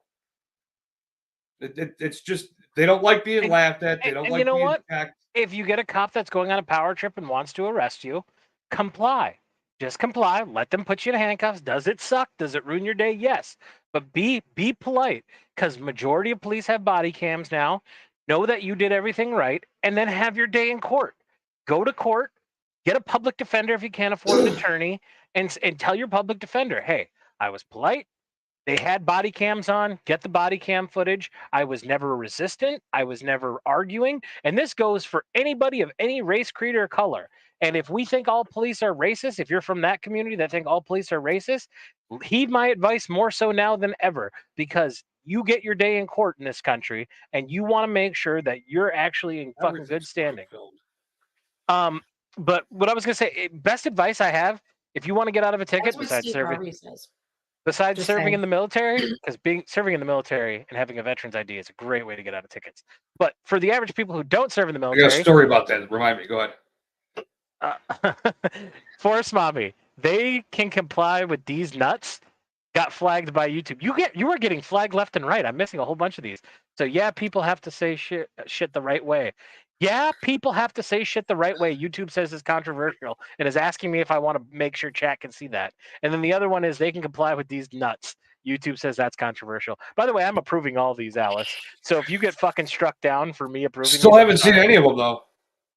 you can see them in the YouTube chat. You can't see them on. Oh, okay. We can see. Forest Mommies Mommy just came saying in. we can do So I think what it is TV. if I approve it while it's still the newest chat, it'll push it over. But if I There it miss is. it won't show up. But here, real quick, let me finish the story. For the average layperson, best way to get out of a ticket when you're pulled over: get a concealed pistol license or a concealed weapons permit or whatever your state complies. I will say this over and over again. I have no matter where I've lived, I've gotten a concealed weapons license in every state I've lived. And let me tell you, when you get pulled over, I've been pulled over 12 times since 2012. And this is how every single stop has gone. Cop walks up, I roll my window down. He says, "How you doing today, sir?" I say, "Officer, before we even start, I want you to know for your safety and my own, I'm a concealed weapons holder and there is a firearm in the car, or there's not a firearm in the car. Here's my driver's license and my concealed weapons license. Having my hand on the steering wheel, hand it to him, put it back on. Let me know how you would like me to proceed." And I can't tell you all 12 fucking times. Thank you so much. I appreciate that. Hey, slow down when you're passing through whatever bumblefuck town I'm in at that point. Here's your driver's license. Have a great day. So recently, well, actually, about a year ago, I think it was. Actually, would have probably had to have been a year and a half ago, because I think it was warmer weather. So there was a dude in a bad part of Cleveland, and he was carrying around an AR-15 and protecting the neighborhood. And the police rolled up on him, and he was like, "I'm." So in Ohio, we had already passed Open carry. we had We open carry. So he was legally carrying, and he was like, "I'm legally carrying." Well, why do you have that? "I'm just protecting my neighborhood." But he didn't. This was in East Cleveland first. Yeah, and so there wasn't like, I wouldn't say there was no resistance, but there was like a, hey, like, I'm not doing anything wrong. But he complied. He let them arrest him. He got off. The charges were dropped, and then he sued the city of Cleveland. Adam, And what did I say when Alice was gone? What did I say when Alice was gone? Yeah, and I get it's always not going to happen that way. And there's times even when people do get shot when they don't comply that I'm still like, dude, can you go after people like fucking rapists and child abusers and pedos and murderers? Because I really don't care about this dude that had 20 pounds of pot in his car. So I don't know how Michigan is, but in Ohio, your CCW permit is tied to your driver's license. So when your car registration. So when they run your plate when they're behind you, they already know that you have a CCW. Correct. That is the same here, but we have a separate license for each. I have a driver's license and I have a CPL. But you're Yeah, I right. wouldn't know. It's tied to my driver's license that I have a CPL, so I know when they walk up, they already know. But when I hand that to them and I say at the very beginning, before we even get started, for your safety and my own, I'm a concealed weapons holder and I have a loaded firearm in the car, in the center console, in the glove box, wherever it's located. So let me You throw a can watch. hypothetical You at can you. watch their eyes just go to, okay, this person A has followed legal laws of my state to actually go and get licensed to do this. He's being honest with me right up front. I don't want to fuck with his day. I mean, it's a human instinct. So let me throw a Well, hypothetical at you. that's one of the reasons that like we support Maj is I don't always agree with Maj. I don't think you always agree with Maj, but at the same time, we're like he's out there actually doing shit. I don't agree with. He's educating people on gun rights because a big problem in the black community is, and you hear it from a lot of people in the black community is they don't know how to get legally get guns because in their community, like in the urban communities, it's more looked at if you have a gun, you're a gangbanger. But then at the same time, $500, it's like, you can get a high point with the cereal scratched off. right. Right, And right. and they don't understand. So when the police do roll up on them and they do have an What's illegal gun, $500. it's extremely common for young black men to catch a case for having an illegal weapon. And that was something that Maj saw. And he was like, listen, I may not agree with That's these where I'm gun going laws, first. Hang on. but you need to make sure that you do have your proper shit. And so that's what he teaches people, like if this is what your state requires, whether I agree with it or not, this is what you need to do. And at least you'll be able to protect yourself. And then if you do get pulled over, you don't have to worry about the fact that you have an illegal weapon on you. So first, you could, check me on this, but I'm almost positive Ohio is one of the states where you are not obligated to notify law enforcement when you get pulled over. Still do it. Why? That's just going to make them want to search your car. That's just going to they're just going to want to pull you over. But you notifying them, you notify them doesn't give them the probable cause to search your car. Dude, they'll pull people over and be like, I smell weed, and that's probable cause. So let's just say then you have your day in court. Then you have your day in court where your lawyer says what certifications and qualifications do you have to say you smell weed. Total hypothetical. See, that's why I love you, Paul, because you and I get along so well and we disagree on so much. I know. It's crazy. But we agree on a lot more than we disagree. I agree. But here's what I would say about me and you, Adam. We agree on what the end goal should be. We just disagree on the road to take to on get the rock to get there. Exactly. Yeah. Right. That's how so let's just say look at Democrats. Let's just say a dude, who does smoke weed and takes small quantities of marijuana with him and may also, carry a concealed weapon in a constitutional carry state. So if this person is driving and maybe doing 7 over the speed limit, yeah, I mean, the smirk's really not needed here. You're really not helping this person's defense if it ever comes out. Okay, go ahead. But I think it's a bad idea to let them know. Now, if they come up and they just ask you got any weapons in the car and you're only doing 5 miles an hour over the speed limit, what am I supposed to do? Say, yeah, I got a 9mm on my hip. I got a pocket knife in my pocket. Then they're just going to want to be like, all right, why don't you come out of the car? If you tell them you got a loaded weapon, they're going to want you to get out of the car so they can render it safe. And then they're going to be like, what else you got in here? You know what I think? And this is just a guess. Paul, when you get pulled over, where are you getting pulled over at? Are they small towns? The sticks of here. Let's go back to 2012. I got pulled over in Montana. Yeah, you've been pulled over more since 2012 than I have in my whole life. You haven't even been pulled over a lot, though. 0 tickets since 2012. Actually, that's not true. I did get a ticket in Virginia. Actually, I got a speeding ticket in 19. Okay, so 2012, I got pulled over in Montana, and I was on my way to the train station? to Seattle to catch an airplane, to catch a plane to fly to the Middle East for my second deployment. So that got me off that because my mom was with me in the car and she was freaking out when I got pulled over. I was doing like 95 through Montana. It's fucking Montana. There's nothing in Montana. And I get pulled over by a state trooper. He pulls me over. I hand him my driver's license and he's like, you know, the speed limit's 65, right? And I'm like, yes, sir, I do. And he's like, where are you headed to so fast? I'm like, I'm driving to Seattle. Iraq.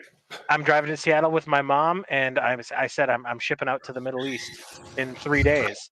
And he goes, shipping out to the Middle East. I go, yeah, I'm in the Navy. And then I pulled up my orders. I go, here are my orders. Here's my plane ticket. I'm flying out because I'm getting deployed. My unit's already in the Middle East, and I'm meeting up with my unit in the Middle East.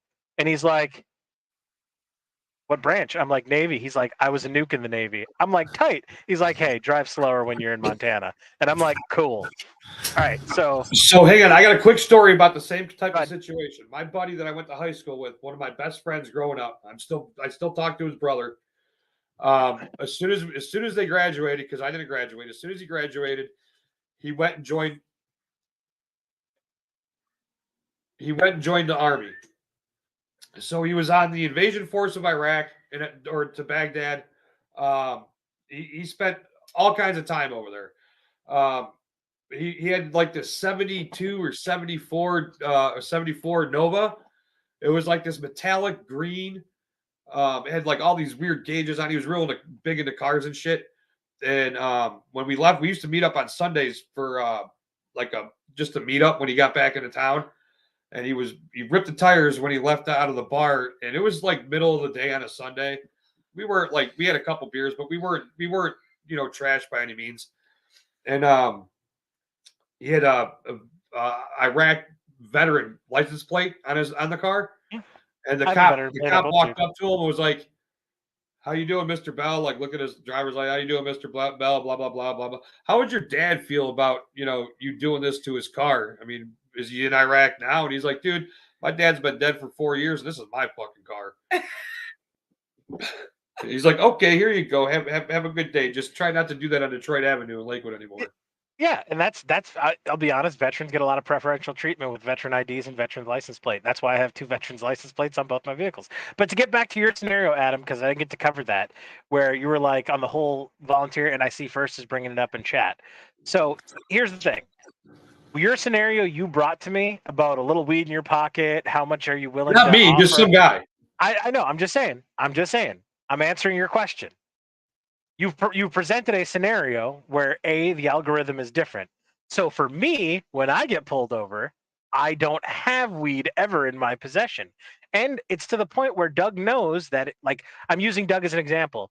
Doug knows that when he's in the car with me and we're taking my car, Doug knows I carry, and Doug can't carry weed. And if Doug is carrying weed, he's not allowed to ride in my car. I know that sounds fucking, and I don't care. I don't care if you smoke weed. I'm not against weed smoking. What I'm saying is I value my right to carry a firearm with me wherever I go, that I'm not going to violate the laws of the state I'm in. And depending on what state you're in, it varies on the laws. Like in Michigan, he could ride with me because we have legalized weed. And as long as he takes ownership of it, and I know my brother would never fuck me over and say that it wasn't his or shit like that. Yeah. But to your point, how much do you have to offer? Do you have to offer a pocket knife? Again, in most states, there's a requirement on what is considered a concealed weapon as pertains to a pocket knife as far as length. In Michigan, if the blade is longer than the width of your hand is what Michigan is. So in that scenario, if I had a blade that was longer than the width of my hand, would I offer that up? Yes. Versus saying that Ohio got rid of it with the constitutional carry law, that's fine. If you know the laws of the state you're in, and it's not a required to identify and you don't feel comfortable identifying, I'm not going to judge you. I don't care. That's cool. What I'm saying is know your laws of wherever you are when you get pulled over, know what's legal and know what's not. My best advice to everybody is always identify when you have a firearm on you. It will make the interaction go way fucking smoother if you volunteer the information up front. And like you said, 9 out of 10 times the cop knows you have a CPL before he even walks up to your car. So why drag it out and make it something that he's going to ask the question? My deal is, why let them know that you have, well, here it's a CCW. Why let them know that you even have that? Like, to me, it's none of their business. It's an infringement upon my Second Amendment right. I understand that, and I understand that. And if you are in a state that does not require you to conceal to announce that you have it, I'm fine with you not doing it. I'm not judging you. I'm Well, telling no, you I'm what just I would asking, do. your in your infinite wisdom, what, said person, should, I'm not because saying like this like me, I'm holy and I'm if greater. I'm just I'm getting saying pulled this like over, I'm usually not doing some fuckboy shit. I don't have a dime bag in my back pocket. I don't have fucking coke in the console. Like I'm just a dude traveling, and I want my fucking Second Amendment rights. well, sure, And if but this interaction is gonna go smoother by me telling you, if you're just speeding and you know it's going to be a speeding ticket, and you don't have a CCW or any concealed, permit or whatever tied to your registration, and they come up and say, "Hey, you got any weapons in the car?" First, I'm going to say no. And if okay, it gets to the point where, because there's no reason why it should get to the point where I should have to get out of the vehicle. Now, okay. if even if I tell them no, and then they're like, "Oh, well, what's this, bag of oregano over here? Why don't you step out of the vehicle?" Before I do, I would definitely say, "All right, well, before I do, I'm going to let you." That's what I would let them know. But if they So don't need to know, in then your scenario, cop walks up, you have a firearm in the car. The cop asks you out of the blue before anything even goes down. The cop says, "Do you have any firearms in the car?" What do you say? nope. You said no. Okay. Then This is just a simple speeding violation. has you mentioned in previous examples, cops will make up fucking shit. If you wait for the dog, they'll make fake hits up. And by that time, if he finds the firearm through a corrupt investigation, you're now getting attacked on charge of lying to a law enforcement officer during an investigation. Yeah, I mean, I now, like if like I'm doing, if the way I'm driving, or like if like I know that this dude's gonna pull me out of the car before he even walks up to my window, then yes, I would be honest. But if it's just something where he takes my license, he takes my insurance, he takes my registration, confirms it all with his information, comes back with a pink ticket for me to sign, then I'm good. Now, if I'm doing, you know, 30 miles an hour over the speed limit, odds are you're gonna get pulled out of the car for that. And Well, that's that's like reckless op. well, right. that's yeah, That's like a different that's thing. felony speeding. You can get arrested for felony speeding. Yeah. Exactly. That's yeah, what, if like, I know that's reckless op. before the cop walks up to my window that he's pulling me out of the car, and if he says, beforehand, like, "You got any weapons on you?" "Yeah, dude, I got it. Yes, I do. One I time I was do. firing Yes, at that's what I'm pedestrians saying, out my Bert. driver's Why side would I even window, give and a you the cop pulled me opportunity? over, and I still lied about the gun. No, Um, it's circumstantial. Here's what I'm saying. What I'm saying is know the fucking laws of where you are when you get pulled over. My advice is if you have a CPL and you're not on some fuckboy shit, just fucking volunteer the information. It's not going to hurt you. So you're saying this dude that we're hypothetically talking about, just because he's got a little bit of weed If on he's him, got a bag of weed on him, that's a different It's a fuckboy circumstance. shit? Are you in a state where weed is legal? I don't think so. Well, Not then 100% yet. that changes the algorithm. That changes the algorithm of the scenario. Because if you're in a state, hypothetically, if Paul was a fucking stoner and Paul had a gun and weed in a car in a state where, first and foremost, you can't legally purchase a firearm anywhere in this country if you are a user of any narcotic, any Schedule 1 narcotic. It is against the law for you to purchase said weapon. So that leaves a real huge gray area on whether or not you live in a state where it's legalized and possession of a firearm is acceptable. I imagine most states have laws that govern the two things separately. I can tell you in Michigan, I am not allowed to carry while under the intoxicant of any substance. So if I'm carrying and I smoked weed last night and it's still in my fucking system, I'm rolling the fucking dice there anyway. I would never be in that scenario. I would never put myself in that All scenario. right, so let's argue, Paul. You want to argue? You want to argue? Go ahead. I'm not going to argue with you, but I'll have a conversation. Okay, we'll debate. Is a debate a better? Hey, I hear you're a master debater. Let's check it out. I'm a master debater. Never mind. She goes back and watches these. Fuck. I love Force Mommy. You are getting nailed for every single fucking chat you put in. I have to approve every single one of Force Mommy's chats she's sending out right now. How pro 2A are you? I am a Second Amendment absolutist. Now, if you're okay, hold on. Let's have this conversation, because if you're asking, Paul, if you're the king of the world, what would your gun laws be? There would be no gun laws. Every single person would be allowed to carry. What I'm saying is I currently live in the reality that I am, so I follow those fucking laws that legally allow me to carry every day. But So my I buddy, will concede the point that if I was the king of the world, every single human being would be packing a firearm. And I think anybody who knows me or follows me would not dispute that point. I want every woman in America age 18 and up to carry a handgun with them. I want that to be a thing. Go on. so I know another guy that also plows snow, and he just came to a point of his life where he was like, I'm just going to carry. So like even before Ohio went constitutional carry, he carried. And his boss was like, "Oh, you got your CCW?" And he's like, "Yeah, you do too." And he's like, "I never went and got my CCW." And my buddy's like, "Well, you got the Second Amendment. There's your CCW." So like I was gonna go pick up one of the little pocket constitutions that Ben Shapiro pulled out on Piers Morgan, and I was gonna give it to my buddy and be like, "Here, if you ever get pulled over with your weapon on you, you just point to the highlighted page." I mean, you just go to the Bill of Rights, the Second Amendment. I mean, like, I'm in agreement with you there. I'll concede that. What I'm saying is, I live in a world that doesn't follow the actual literal interpretation of the Second Amendment, and I want to give people the best advice to keep them out of jail, because I don't think just carrying a weapon is a reason to imprison somebody. I'll agree with you there. That I think anybody who's only in jail only because they had a weapon on them is fucking retarded. Yeah, like Plexico Burris. I mean, granted, he shot himself. He should have been, you want to get somebody for like, I had to approve that message, by the way. you did.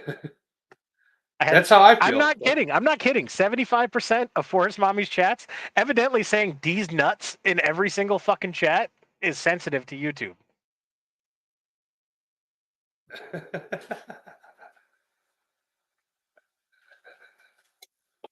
So I don't see where. So you said you wanted to debate. You What's the actually debate? kind of surprised me.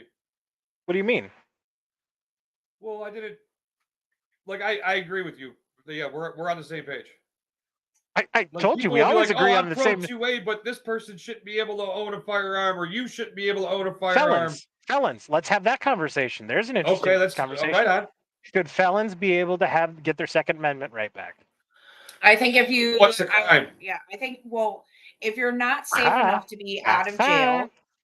if Where's you the are not safe enough to be out of jail to carry a weapon, then you shouldn't have been out of jail. And I'm not talking in the about that, first place. Alice. I'm talking about any. Okay, so let's start the first question with any felony.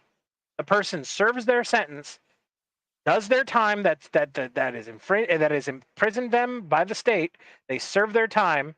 Should they get the right to have a firearm? In most cases, because you're saying any felony, so you're using that as a broad description. Any felony. That's the first question. Yes. I'll narrow it down. Okay. You think every felony should be able to get their gun rights back? Well, no, I mean, I think once you do your time, that should be it. that should be it. If you're And rehabilitated I enough to think- join society, then you're rehabilitated enough to be able to enjoy all Okay. your rights as a member of society. I'm not going to say I completely disagree with you, but your felony was committing armed robbery and killing a store clerk. No, I don't think you should be out of jail. you shouldn't even be out of jail. But it's manslaughter. It's not murder. It's not a crime of passion, a crime of intent. You went in to rob a don't store and you care. killed somebody. You're probably going to get charged You with you manslaughter. snatched somebody's life. That's yeah. And I don't disagree with you for 1 second. This is where we have a debate in those. Now, Well, see, Do you this think- do you think- is, but this is like, okay, so you're talking Well, hey, about. you came in right at the beginning of this. hold so you're on. still laying Time out out real quick. the- Time out. First shot says you definitely deserve a spanking, Forest Mommy. YouTube says that's sensitive, and I should make the determination on whether or not that gets published to chat. What is going? I mean, That's crazy. I wonder how many chats we've missed in the FMU. Because we have the fucking bottom of the barrel degenerates. All these gays who are in our chat, they fucking you can't tell me that like 65% of the chats have been getting blocked by YouTube. for I'm sorry, sure. Continue, Adam. Well, you're laying out the standards here. Your standard was committing armed robbery and you shot the store clerk. You get charged with manslaughter. You do 15, 20 years But for it should be manslaughter. murder because that gun didn't go off on itself. You pulled that trigger. Murder requires intent, and it requires You intended to rob the premeditation. person. They said no, and you shot So him. what you're saying is we should get rid of manslaughter as a charge, and it's either murder or you walk free. No. See, here are the With- complicated questions we have to ask. I with don't. the gun with I mean, no, that's not what I'm saying. But like, if you shoot somebody robbing a store, you're committing an act of violence. You're being the aggressor in that situation. If you walk up to somebody with a gun and you say, "Give me what you got," and that person says no, and they end up dying no matter what the circumstances. If they tried fighting you and the gun went off, that gun went off because you pulled the trigger. Guns don't just go off. So Yes, when but Adam the okay, differential. okay. Go ahead. Go ahead. When Adam was robbed at gunpoint, so Adam he was robbed, and the detective on his case was really really freaking nice, and he ended up calling me because he knew I was really upset about what happened, and we sat on the phone for a while. And one of the things I said to him is as soon as he brought a gun, he took the chance of taking my husband's life. That may not have been his intent, but he took the chance of taking my husband's life because you don't know what could jump out at you that scares you when that gun goes off. You pulled out a gun, you took the chance of taking somebody's Hey, life. Daniel. So Sup, Daniel? I don't care what his intent was. And like I told the cop, the detective, I was like, my husband didn't die, thankfully. So he should have to serve as many years as possible. And I said, if my husband would have died because of that man, or even if he was just hurt so badly he couldn't ever function physically again, I was like, I would want him in jail for the rest of his life because he walked into that situation knowing that that gun could go off at any time. It's like it's I mean it is your responsibility when you hold a weapon in your hands. I don't really look at that as manslaughter. Alice. I don't Alice. really think a lot of things, like I would think to me manslaughter is more you get into a bar fight and you punch a dude in the That wrong right. And way they fall and hit their head or what, like and they that's die. something like that. Like, but you pull a but gun when- out What, someone, okay, dude, okay. Let's use that example. Let's use it as an example. let him, let him- You get into a bar fight. You get into a bar fight. You're getting your ass kicked, and you pull a gun out and shoot a guy. No, that's like the George Zimmerman effect. And no, Is that manslaughter or murder? that's murder. Well, If you, I don't know about that. well, Oh, okay, hang on. see, this is where shit gets complicated. Time out. I guess then like you said, that changes the algorithm. Well, like, that in my- just in goes my- back to really every situation is very, very different. And But the that's reason you challenged me on the initial part was because I said intent. Like, your intent is not to kill somebody in a bar fight. Your intent is I'm getting my ass beat. I feel that if I don't fucking take the necessary action, which is in this scenario, pull out a firearm, I'm gonna die. Was I the So- aggressor in this situation? That the dude It's that a I was bar. It's a bar fight. We're gonna have to figure that out in court. is it three? Like I said, Is changes it the algorithm. manslaughter? Is it 1-on-1, self-defense? 3-on-1? okay. Well, that's a bar fight is definitely like a crazy situation to compare to. But like Not when my that situation, when, Alice. when I you see what I see. All right, so hang on. I get your point about the man. He's proven it. He's proven point about manslaughter. Yes, first I was robbed at gunpoint in like 2017 or something, working at Domino's. I'll tell you what, man. I've had a gun pointed at me quite a few times in my life, and nothing makes you think about your life and the decisions you made until you're staring down a barrel, and you're like, "Oh, just get me out of this one." It's weird though, because like when that dude, when he pulled the gun on me, I wasn't like a lot. It happened so fast. Like we weren't face to face for very long, but like all the thoughts that went through my mind, dude, it was ridiculous. Like my first thought was, all right, so he's already got a gun out pointed at me. I was new to carrying. I didn't even have one in the chamber. I'm listening, but I'm gonna go pee. So like, I didn't even have one in the chamber. So there was no way I could pull, rack, and shoot. With he already had the drop on me essentially. So then I just get a good look at him, and then I'm like, man, this dude's really fucking tiny. I could probably just like grab him and yoke him and just body slam him. He took Domino's food. He took Domino's money. He let me go. And when I drove away, I saw one of his buddies running out of the bushes that were, across the vacant lot from the house. So like there's nothing I could have done. So His, Well, his, let me throw a layer of complication into this. And Alice, this question is kind of directed at you.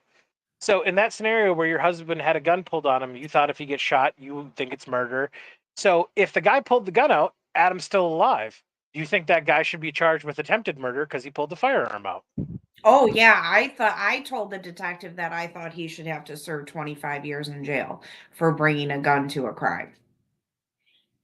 Like it's so funny because people will look at me because I can have these anarchist tendencies, but when you put people's lives in danger in a very very clear way, I have serious issues with that. I don't care how you fucking grew up. I don't give a flying fuck. And I know a lot of people that grew up horribly. I know a lot of people that were drug addicts that never pulled a gun on anybody. They might have stole from people. They might have manipulated money out of people, but they never did anything like that. And I mean, yeah, I in that just, situation with me So getting what robbed. what you're saying, Alice, is being a thief and stealing lots of his money first from time people doesn't around make you a murderer? either. It wasn't this guy's first time around either. Like he had his chances, so that was another reason I felt this way. He didn't even have that gun illegally to begin with because he already was a felon. Yeah, you want. So And he almost got away with it too because they couldn't find the gun.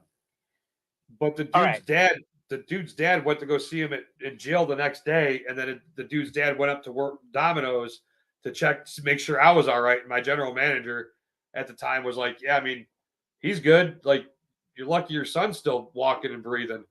And dude's like, "Well, my son said that it wasn't loaded. There wasn't any bullets. He just pulled the slide back." And when I had to go down for trial because they were taking it to trial because they couldn't find the gun, I told the prosecutor, I'm like, dude, his dad went up and told my general manager things that only him and I would know. Go back and look at his tape visit with his dad. He did, and then we went home because he's like, yeah, dude served like 3 or 4 years. All right. So for everybody watching, for my next magic trick, I'm gonna make Alice's eyes roll. All right. probably Alice. because this is getting like so in depth and it's Alice. 10 o'clock. Alice. On Go the put the Adam pointy getting ball. robbed scenario and seeing how passionate you were when it was your husband staring down the barrel of a loaded gun. I'm not going to say I disagree with you on what the punishment would be. I'm also going to say I don't agree with you on what the punishment would be. What I will say is this.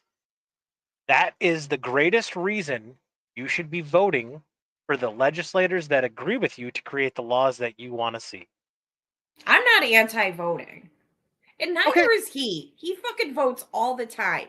We just I don't. do. It's always just. I always This tell people motherfucker I votes like it's job. But no, like if like the last election, we didn't vote for anybody because we're just like you're all just like really awful. But when it comes to like especially local, county, and state laws, stuff like that, we always make sure to vote on those, whether I mean most of the time it's no, but sometimes it's yes, because sometimes it's like, should people just be able to carry a gun? You're like, fuck yeah.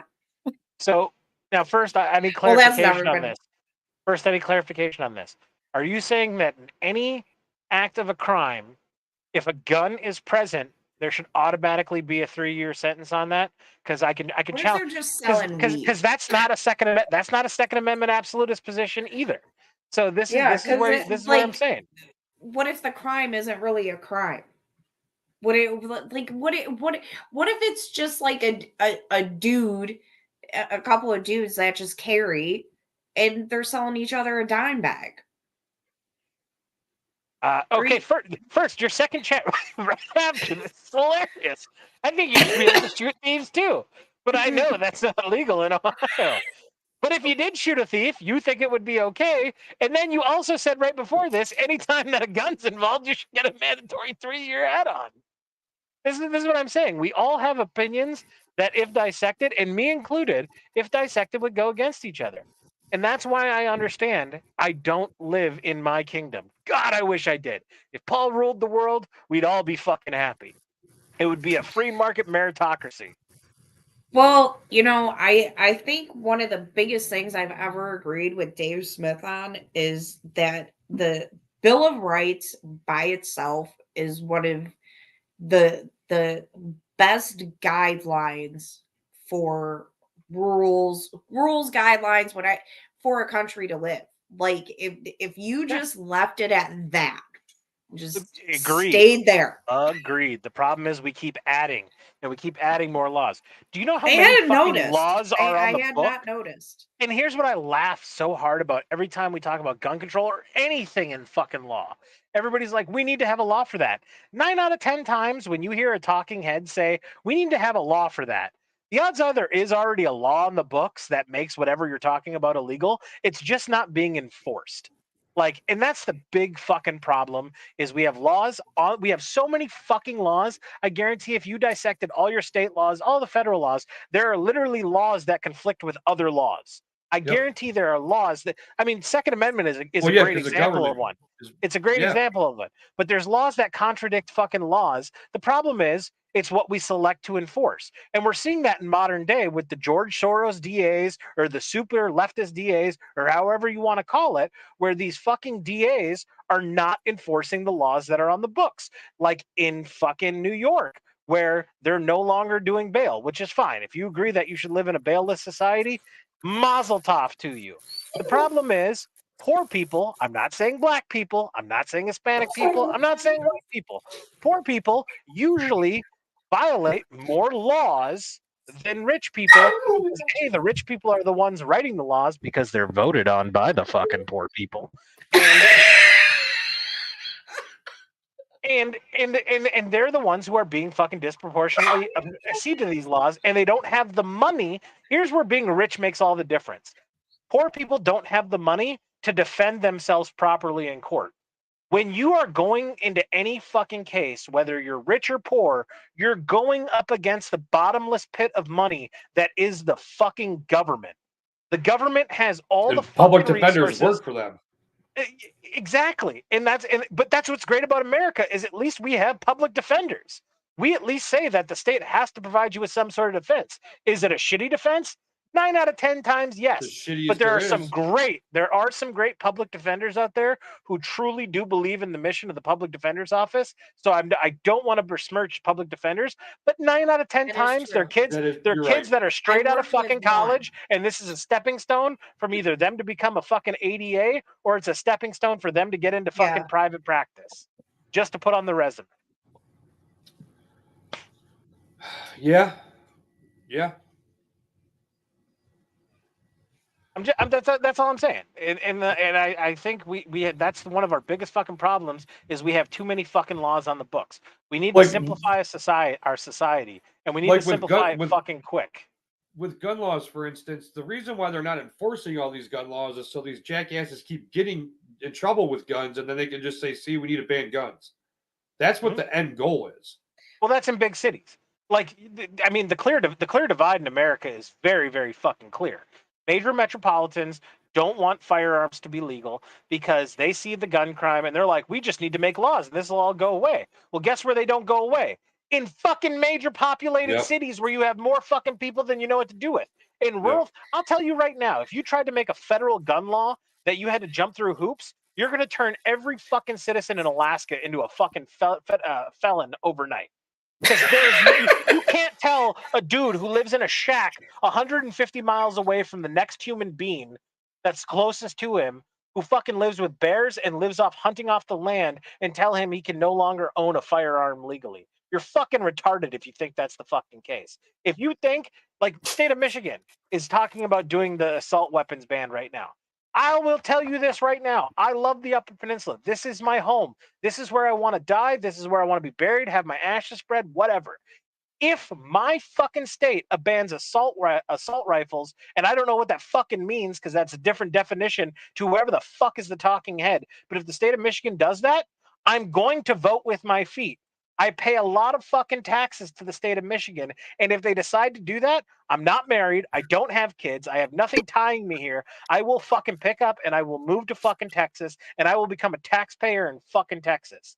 And this is what these fucking liberal havens are going to fucking figure out, that they're going to fucking push out people with wealth who are the taxpayers and who are funding all this stupid fucking bullshit out of their fucking communities. And all you're going to have left are the poor fucking criminals who you keep letting get off of fucking crime. You fucking retards. By the way, It's seriously, this stream is getting banned. It's seriously so simple that like these smart people that are like holding office, like, right, because they're smart, right? They have to know that. Hold on. I think there is very few politicians who are fucking smart. Very few. Well, that's what this was about. Oh, I didn't see the quotes. My bad. My bad. Hey, you invited me. Just remember that. Before we even have to fight this strike, you invited me to that. What's so funny is my cousin last week, he's like, are you sure you want me to come on? You're going to get banned. And I'm just like thinking in my head, I'm like, dude, I know you think you're mouthy, bro, but like, you don't know my friends. You're not that bad. And he does get bad sometimes though. Like even like there's even times where I have to be like, bro, come on now. Like just like watching the absolute stupidity that plays out in our society right now, like the whole California creating the law that says you can steal. By the way, I have no beer left in the fridge, but I have beer outside of the fridge, so I'm gonna be drinking warm beer now. So shit's about to get cray cray. So California decriminalizing theft of below $1,000. Like that is the dumbest fucking thing I've ever heard. What's that? That's not okay. Correct.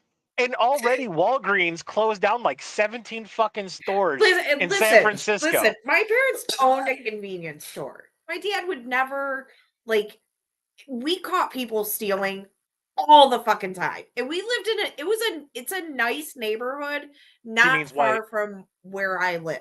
It's even considered more prestigious. Yeah, more yuppie than where we live. So, yeah, like my dad, we caught so many people stealing at that store, especially kids.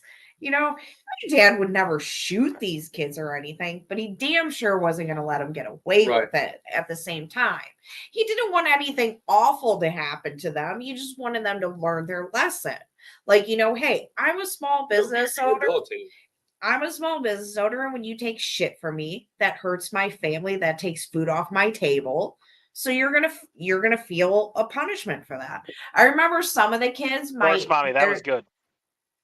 Some of the kids that were caught stealing at my parents' store, my parents actually knew their parents because it was a small town. My parents had so many regular customers there. Yeah, we already established this is the white community. We got that. We know everybody knows everybody.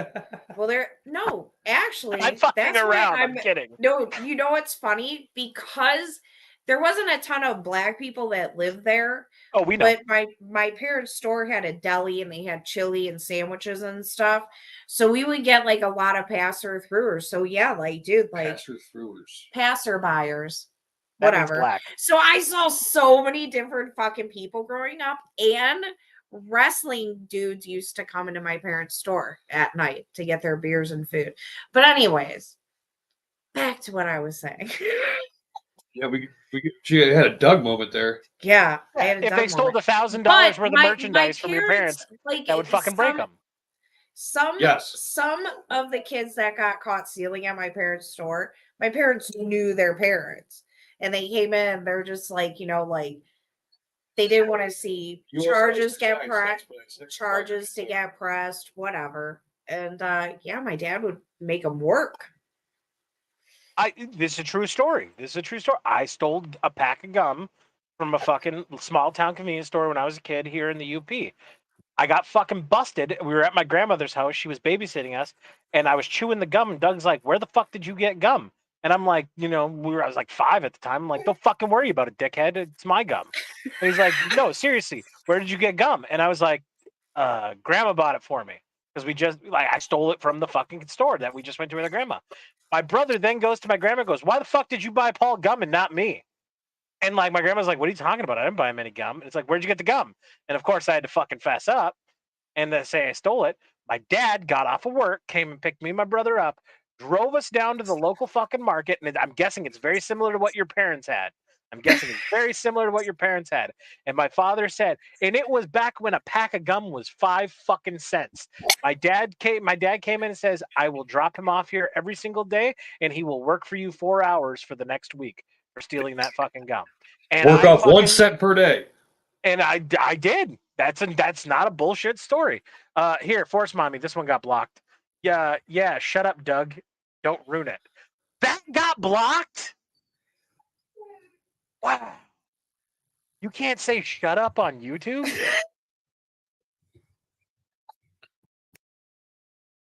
Okay, what do we have to do to stream on Rumble? You have to either Oh. pay or you have to have 100 subscribers. These are rookie. Luckily, Forest Mommy was the trailblazer for you, and I made her a tutorial video on how to do it. I actually did the video for Rumble and Odyssey, but it'll work if you just want to do Rumble. I have a private video that I made for Forest Mommy. I'll send to you. Oh, sweet. It's like a lot of work. It's Forest Mommy. It's okay. When you do it 1,000 times, it's nothing, but it's not as easy as it is to just click on create a stream for YouTube, and that's all you have to do is fuck around in StreamYard. You have to create the stream in Rumble. You have to get the stream key and the fucking server that you're going to on Rumble, enter it in here on StreamYard, and then you hope it goes live when you press go live. You hope it goes live. And if it doesn't go live, then you got to troubleshoot it in the moment. But luckily, you have a fucking producer. You pay double. Producer Of course, Paul. pays. Hold on. I'll get the video. To pay him in because usually I pay people in cookies. And I can't Well, eat bake some cookies and I'll run them up to him. Yeah, I'm a but diabetic. I can't eat no, them. He's got Oh. diabetes. I can't even mail I him got cookies. diabetes. There, I put it in private chat, Alice and Adam. That's what I'm saying. Wait, that's not what I wanted to do. Is that what I wanted to do? Setting up Rumble and Odyssey. Yep, that's it. So I was thinking, we'll talk about that later. What else, Paul? What's on your mind, dude? Pussy usually fucking occupies that spot. Get you a bag of Funyuns and some of that stuff you used to eat way back in the day. What's I it would called? love to eat a bag of fucking Pussy. Funyuns. So seriously, since February, let's see, it was February 1st. Since February 1st, so now 24 days, I have consumed nothing but chicken, lamb, and vegetables and fruit. That's all I've consumed, with the exception of one cheat day. I did get a big New Yorker pizza, and it was better than a blowjob. I saw the salad. I did get a salad with it. Thank you for noticing. I appreciate you. And I removed the croutons, for those wondering. But yeah, yeah. Eating sucks. Eating's not fun anymore. I think But I've lost a shit ton of pussy's weight and my blood diabetes sugar- free, so you should, try eating more of that. I wouldn't care if it was. If it's offered, I'm eating it. Period. I don't know what's going on. I've gained a lot of followers on Twitter this week. Big fan of that. See, what I do when I want to gain some followers on Twitter, I just post a picture of me and Hex and tag him in it, and usually that's good for 7 to 10. I love how Force Mom was over here like, man, I really want to get 20K, and I'm like, geez, I just want to get 300. Be cool with that. I'm almost at 150. Yeah. What do you want? And I always simp for one follow, and that was from Forest Mommy. I'm not to answer your question. I can't do that because I specifically told my doctor I didn't want to go on insulin unless I absolutely had to. I'm on metformin. I'm not on insulin. I'm not that bad yet. And all joking aside, I think when I go in 3 months, my doctor's gonna be like, "Holy fuck, you don't have diabetes. Well, you still have diabetes, but you're back at all normal levels." And he's gonna tell me, hey, just keep taking the metformin and watch what you fucking eat. Drinking a 30 rack of beer every day. I'm allowed to drink Michelob Ultra. The only reason I'm drinking Busch Light is because I bought a 30-pack literally the last day of January, the day before I went in, and I'm not the type of guy who fucking throws beer down the fucking sink. And so I'm going to finish this 30, and then I've got a case of Michelob Ultra. You could have given it to Doug. I'm sure he would. He didn't want it. I already offered it. Really? Man, not even to help his brother's health. I offered it to him, and I offered it to my dad, and both turned it down. And I'm not fucking gonna go out and solicit. Like, I'm not putting it on Facebook Marketplace.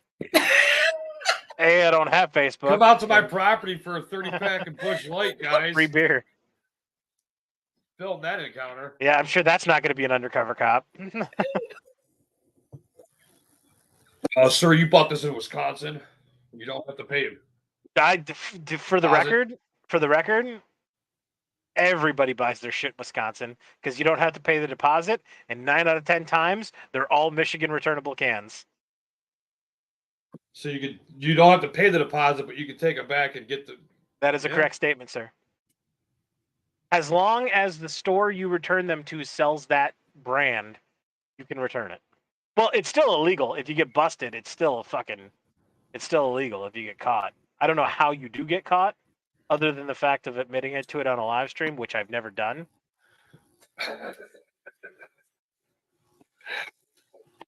That was one of my favorite episodes of Seinfeld, when they like rented like a van to cart all their cans back to Michigan for the 10-cent return. Because we're the only state left that does a 10-cent return. All the other states do 5 cents, including hippy dippy California, which really surprises me that they're not a 10-cent state.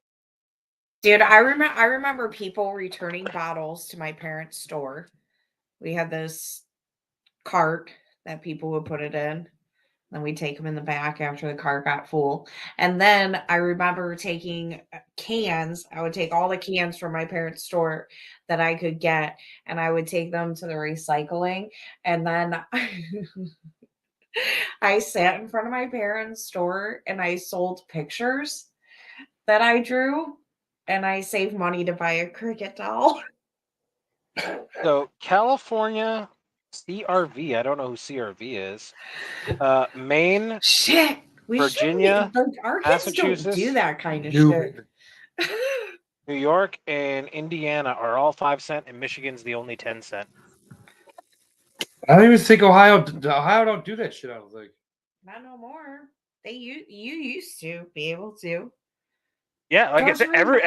when I was a kid, there was 3 10-cent states, and now we're the only one left.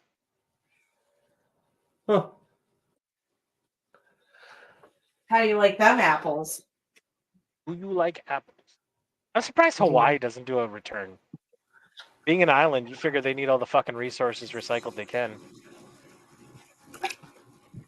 Here's like such a random question. I thought of it because you guys are gonna get to see how my brain works and what Adam puts up with.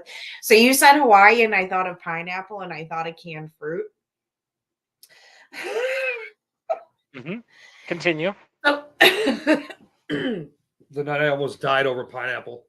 no, that's not what I was. Oh, we're gonna- not going no, there. Okay, never mind. No, I was thinking because I started thinking about canned fruit.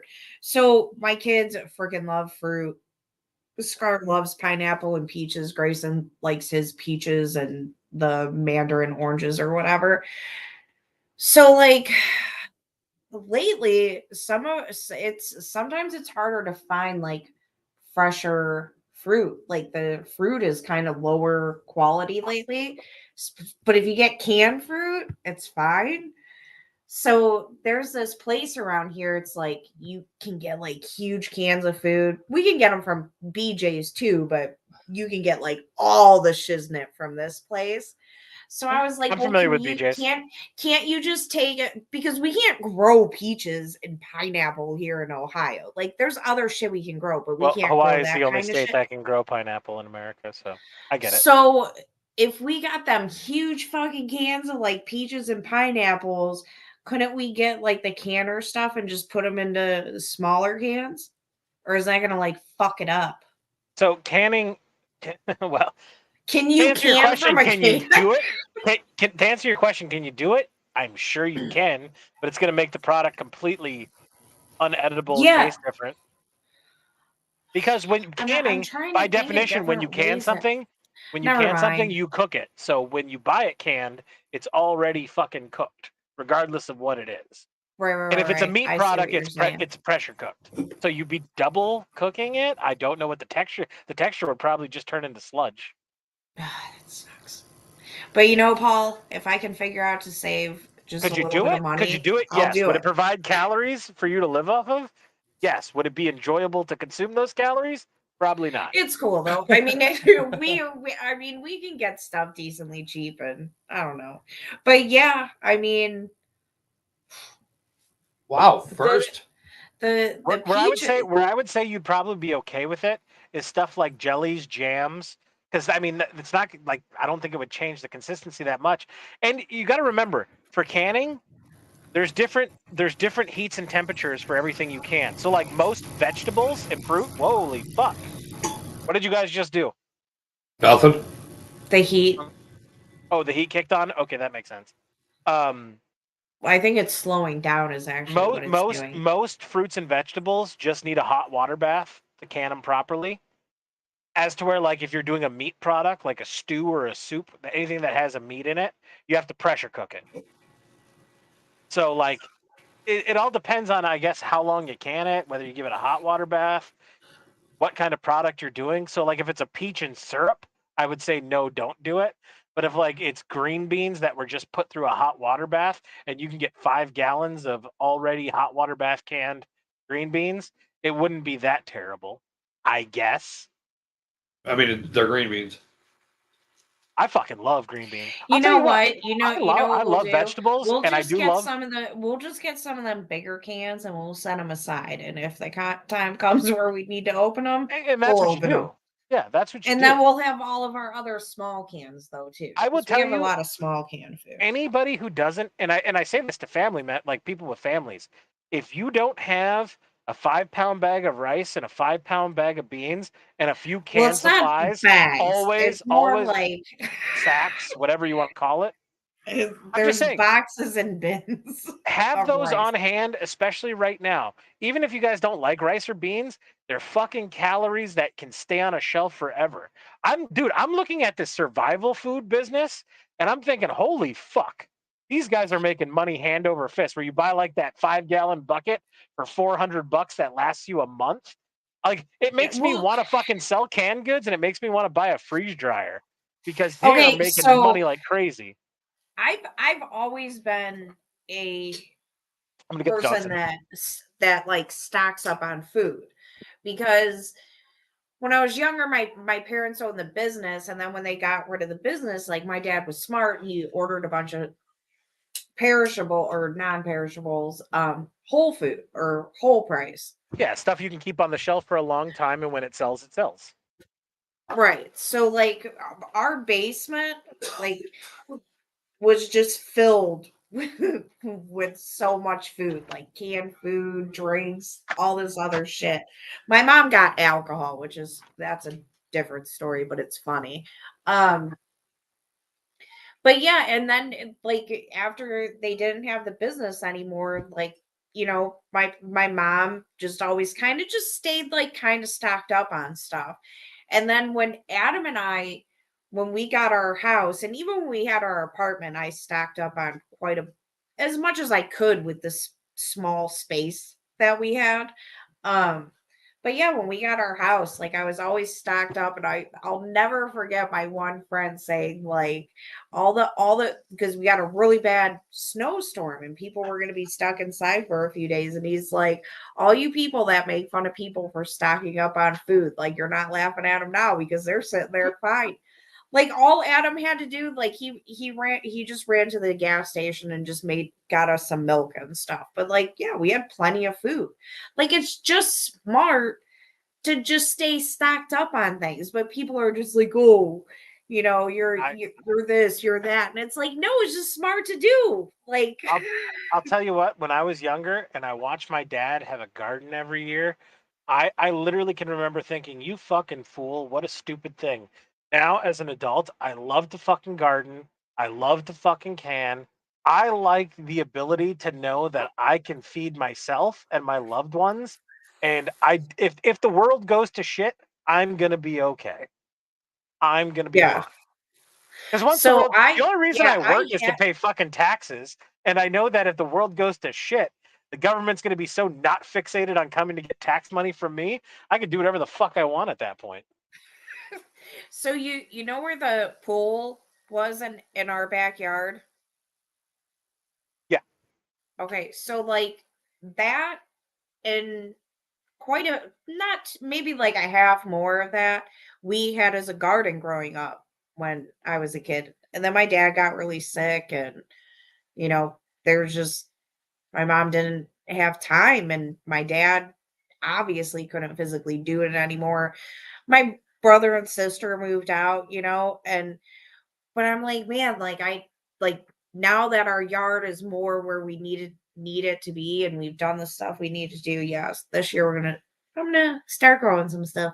I'm gonna start with them tomatoes. I know that. I'll tell you. Here's what I would always Because recommend for tomatoes are people. easy. Yeah, I was gonna say. Here's what I'd recommend for people. And make sure you know if they're seasonal or if they're a single season tomato, because like that's important. My recommendation would be find a type of tomato that you like as a family that is what's Oh, the word, perennial. I love all the tomatoes. That's why we want to grow them. Okay, I think Because it's we're just perennial. we eat tomatoes with so much stuff. So with tomatoes, there's two different types. It's perennial and something else, and I can't remember what it is. And I'm pretty sure perennial is the type of tomato where it continuously grows throughout the season. You can pick it, and that's still gonna fruit. You're still gonna get more fruit out of it. And then there's certain species of tomatoes that only grow one cycle, a set number of tomatoes in a year, and you pick them in the harvest, and that's all. So if you're gonna grow tomatoes, find one you like that's a perennial that you can pick them throughout the summer and they're still going to grow fruit even after you pick. I'm a cherry tomato guy. Cherry tomatoes are my jam. I love cherry tomatoes. I Cherry like tomatoes are my yeah. jam. I like San Marzanos because I love making. My favorite thing to can is homemade pasta sauce, which I can't currently eat right now. But to me, that's the best because you can grow a fuck ton of tomatoes, turn it all into fucking pasta sauce, and that shit stays good for 5-7 years. Yeah. That and potatoes. Potatoes are fucking ridiculously easy to grow. I make a really good Alfredo sauce, but then I found out because of the dairy in it, there's like something fucked up about canning it. And I was like, but Yeah, I it's a buy protein. jarred, but I buy jarred Alfredo at the store, but then I was like, well, I guess it's fake Alfredo. It's not fake Alfredo. It's just that those mass-produced companies have it down to a science. Canning protein, it's a motherfucker, but it's the longest way to make meat last. That like, so think of it this way: prior to canning, how did we keep meat from going stale after you killed an animal? You salted it, and by salting, literally sticking it in vats of salt to pull the moisture out of it, and that would usually make meat last 3 months. So you had to consume an animal in 3 months. Whether it was a moose, a rabbit, or a deer, that gave you 3 months to consume it. Once canning came, and you have to pressure cook proteins, so that's where it's a motherfucker because you're essentially canning in a bomb. You're canning in a bomb, and you're just every single time you can protein, you're like, please don't explode and kill everybody here. As long as you get past it and you do everything correctly, that meat lasts for years. Years it doesn't spoil. Okay, well, And we don't have it. We don't have time to take that risk, so I'll stock up on If I'm gonna reach the blow this up, it's whiskey, not fucking the canned canned meat. meat. The good news is I know how to make cheap casseroles over an open fire now.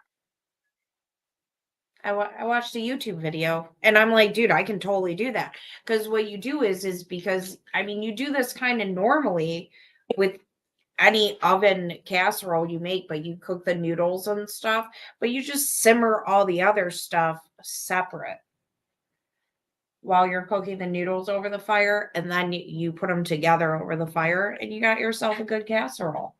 And you can just use the fucking cheap ass canned meat, whether it's tuna, chicken, or there's like weird vegan stuff you can do it with too if you're into that. If you're into that. Yeah, first the Just some trees saying the and tuna garlic and is, chicken crap is much cheaper. I'm so probably gonna dig out a garden in the backyard in the lowest part of our yard, so it kind of gets natural moisture because it seems like all the water comes down this hill on our street and like stops at our yard. you don't want to do it in the lowest point, Adam, because if you get it to where the groundwater is constantly there, You it's should do terrible it for fucking instead of vegetables. where they did it, do it Well, there. I kind of You know what I'm that like because you're still at a point where you're getting water, but it's not as much. Over there's a lot, but here's like well, we used to put ours Like right good there and it, soil. it grew great, but there's a pool there now. Sure. Yeah, if water pools up, don't plant there. If water pools up, do not plant there. You want a garden to have good drainage because too much moisture is bad for like a majority of vegetables. And I'll give you an example. When I grew carrots the first year, I didn't care about drainage or think about it, and I had where my carrots were was very moist, like where water puddled like that, and it literally blew the Yeah. carrots up. It split them open, like You know because it was what? so much water. That's probably why ours was right there. That's probably why ours was right there. Well, that Because makes sense. because the water goes that way. So you're still getting a good amount of water, but it's not puddling kind of back Yeah. there. I mean, they obviously do, Gardening but is I a mean, is a our trial by neighbors fire. It's Well, a I trial was by fire. actually You learn kinda every year. thinking about our putting. neighbors grew a garden on our property though, and it did just great. I wanted to put it further in the back, I ate that shit. It was good. so it's not taking up like plenty space. In the I guess the main part of the backyard. I was not just gonna leave it there. I was gonna like kind of dig some drainage around it and try to somehow use that water to water, the garden to make sure it stayed wet. My recommendation, I'm assuming you have access to cheap gravel in your line of work. Cheap gravel. Well, I mean, use gravel then, yeah. What I would recommend is go if you're going to do it in the lowest spot. What I would do is lay down like a 2-3 inch layer of gravel, and then bring in like soil on top Kind of of that. aggregate. Yeah, like and then and build it up in the lowest spot because you know it's going to pool right there where the gravel is, Yeah, and so it's going to don't be right underneath the soil. It'll keep the soil moist, but moist, yeah. where you're going to grow is still above that pooling area. Yeah. I got you. Because I have clay, it's a pain in the dick for me. My property is like all like Kentucky red clay, and so like I had to bring in a fuck ton of topsoil to do gardening here, and that shit gets expensive where I am. Yes, well, yeah, because it's got to be, trucked so far. There's not like excavation or truck company is up there that. Oh, we got shit tons of them. We got a whole bunch of mom and pops, like what you do. We have a lot of people who do what you do. And like, yeah, I have a gravel pit right down the road. So getting gravel is easy. But like, you know what I did? You honestly want to know what I did? I waited for like the local, I can't remember if it was Home Depot or who it was. They put fucking Jack of all is topsoil. better than a master of one there first. They put like their 5 pound bags of topsoil on sale for like 89 cents for 5 pounds. And I legitimately went and Bought 'em bought out. like hundreds of them. And I just fucking did carloads. It was back when I just had the Impala. And I'd load the Impala up, drive it here, throw it in. It was the cheapest way to do it. Yeah, I got a lot of shit. I got to waterproof the house. I got to dig all around the front, the side, and the back.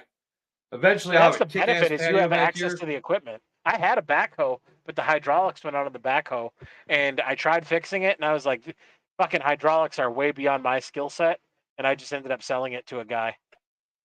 Oh, yeah, you already got rid of it. Machines make the world. It makes. All right, two things make my job easy. Three things. Number one, my know-how and problem-solving abilities with anything that we might come across. Number two is the equipment that I use, excavators and skidsters. And then number three, this is actually an order of importance. Number three is skilled enough laborers to be able to do what I need them to do when I need them to do it. Without those three things, yeah, our company wouldn't exist, man. Me and Yeah. Keith, we were talking about it. Half my life I've worked for this dude. Yeah, my uncle had a backhoe, and it was sitting on the property. He bought a newer backhoe, and the old one just sat there, and the hydraulics went shot on it. And he called me up, and he's like, "Hey, you want my backhoe?" And I'm like, "Yeah, how much?" And he's like, "Free if you can get it working." And I can do small engine work. Like I'm pretty decent at small engine work, and I got the engine going, and then the hydraulic lines were all fucked, and I replaced all the hydraulic, and everything worked. So I literally got it for the cost of what I put just fixing it. And my uncle legitimately gave it to me for free. And I got it and I ran that for 3 years. And then my dad wanted to borrow it. And me and my brother went to fucking load it up on a trailer to get to my dad.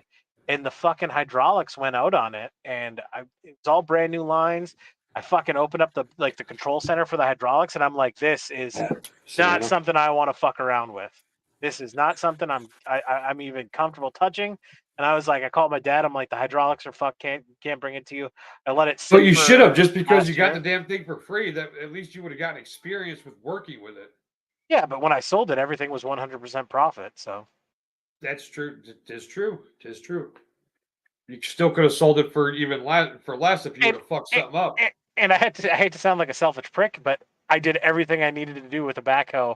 Oh, well, then it served its purpose. Get it out of there. Absolutely. Yeah, you know, and that's what I'm saying. Like it sat for a year because I didn't have anything that I needed a backhoe for, because everything I wanted I already did. Like I used it for setting up my property, what I wanted to do at that time.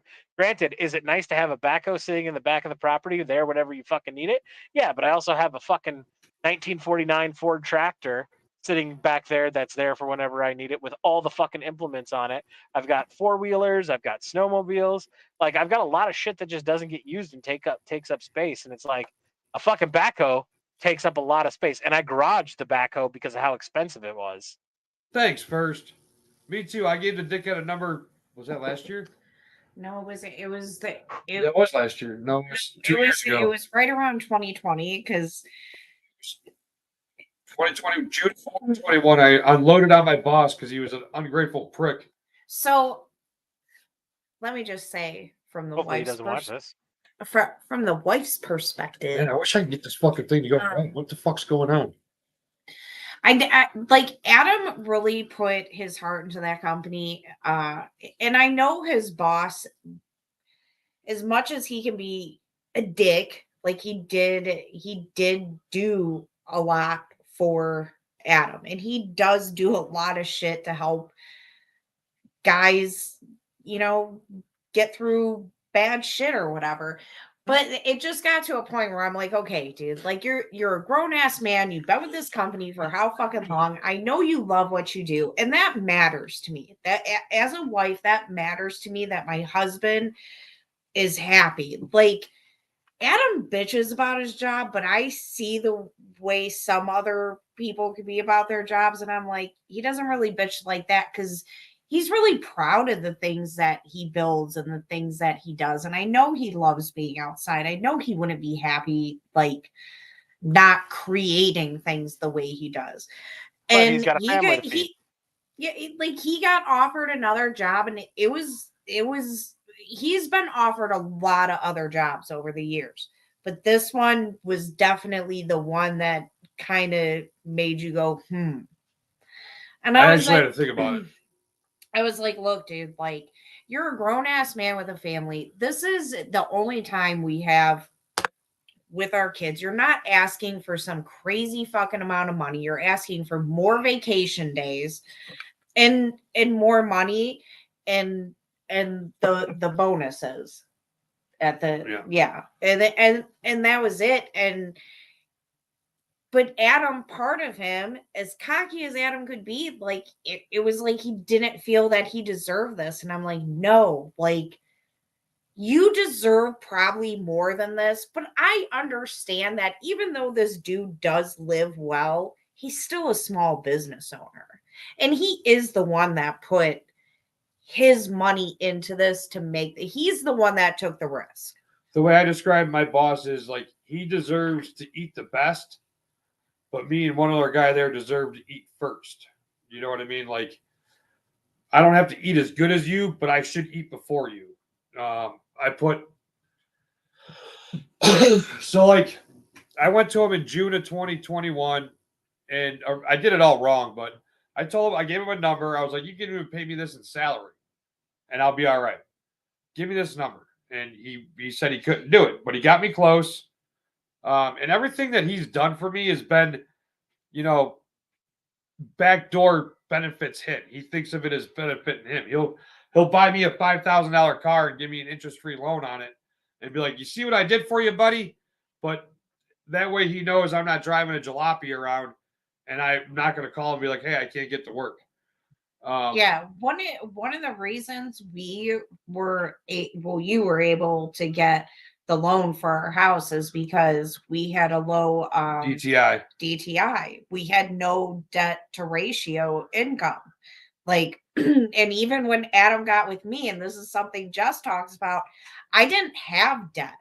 Like I didn't come in this with debt. Like the only issue that ever came up with was asshole, but Yeah. other than that, like I didn't have debt or anything. And yeah, so like because of his boss giving it like buying him cars, like I didn't have a $30,000 car that I was paying off every month, so it made them giving me a loan that much easier. But yeah, I love what I do, dude. It's really fun. But anyway, that's enough about me. What do you want to do? What do you want to talk about? I was actually gonna land this so we could go private because Oh, okay. Sex. Bring it home. Paul, what kind of tyranny do you want to put a fork in? All of it. Ooh, I like it. All of it. Okay, well then I guess we can make this a thing. What name one tyrannical thing, the first thing you would put a fork in?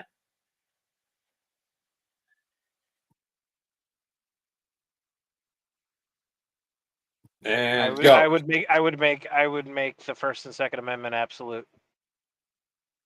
I would concrete it for a 6-year-old to understand that, hey, you cannot fucking silence anybody. And anytime the government's involved in any fucking business dealing, you cannot block any person's right to speak, and you cannot block any person's right to have a firearm. Here. I like it.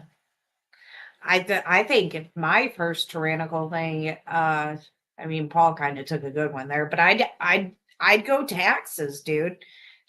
Probably that. I mean, that was a big learning lesson for me, was understanding that freedom is also economic freedom.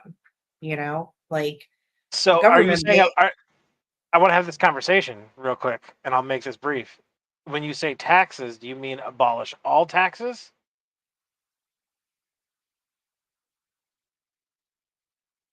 Did I drop? Am I still here? We'll have to carry this show to be continued. Cliffhanger. All right, well then you guys got to invite me back one day. So we will. Adam and I definitely we definitely get to some talks.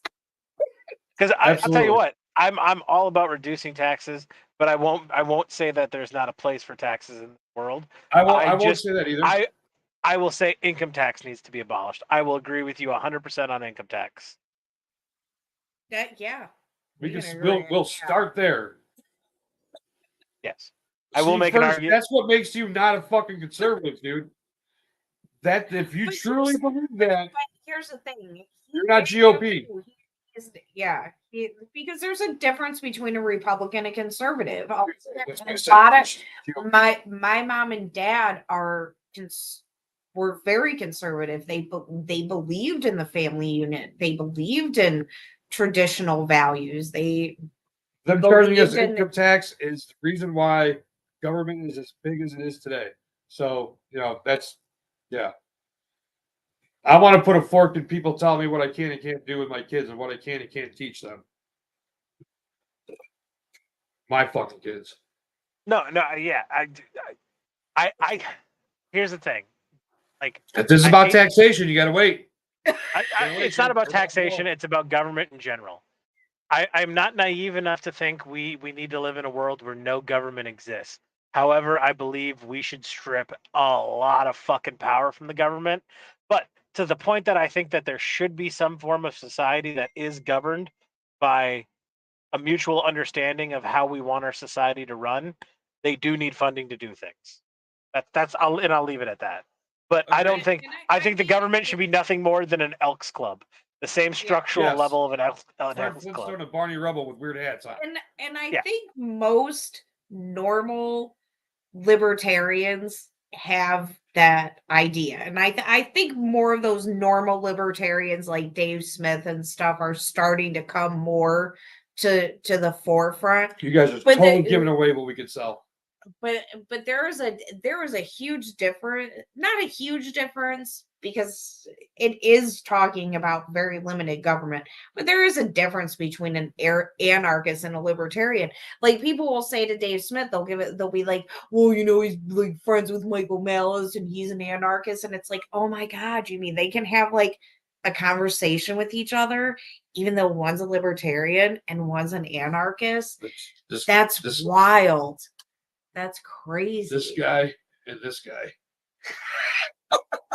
So I guess Well, I'll go not ahead and even spoil looking. this because Doug didn't Uh, say I couldn't, but I'm not going to ask him Uh, about what are you doing? What am I getting pointed at for? I'm sorry, I was answering Doug's text You're more messages. libertarian and I'm more anarchist, but here we are having a great I'm conversation. not a for 2 hours. libertarian whatsoever. Not even. Oh, but Uh, in his I eyes, have a lot of he's libertarian ideas anarchist, that so I agree. but you weren't listening. It's not funny if we have to explain it, Paul. We'll have to talk about Sorry, this I'm later. sorry. Doug was texting me, and it's kind of a big deal, and I wanted to spoil it. Is Doug okay? Yeah, Doug's Oh, fine. I wish So- Skipper was here. So about Skipper, I don't think Skipper quite understands the live stream world yet. We'll have to bring Skipper back. Yeah, we'll have to bring him back. Oh, well, we your need cousin to have Alex, he was Skipper- great.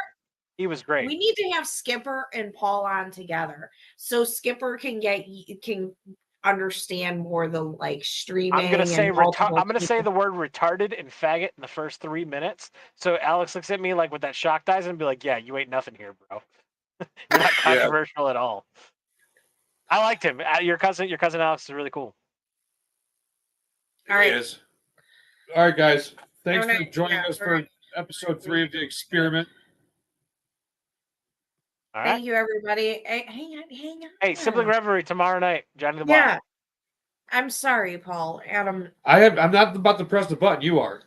And I if was you just- wanna follow me on Twitter, that'd be cool too. But if you don't, that's cool. Voluntary association or whatever the fuck you libertarians say. All right. Good night, everybody. I think it's just first shot at this point. Yeah. Good night. Yeah. Good night. Hi guys. Thanks for holding it down first. Yeah.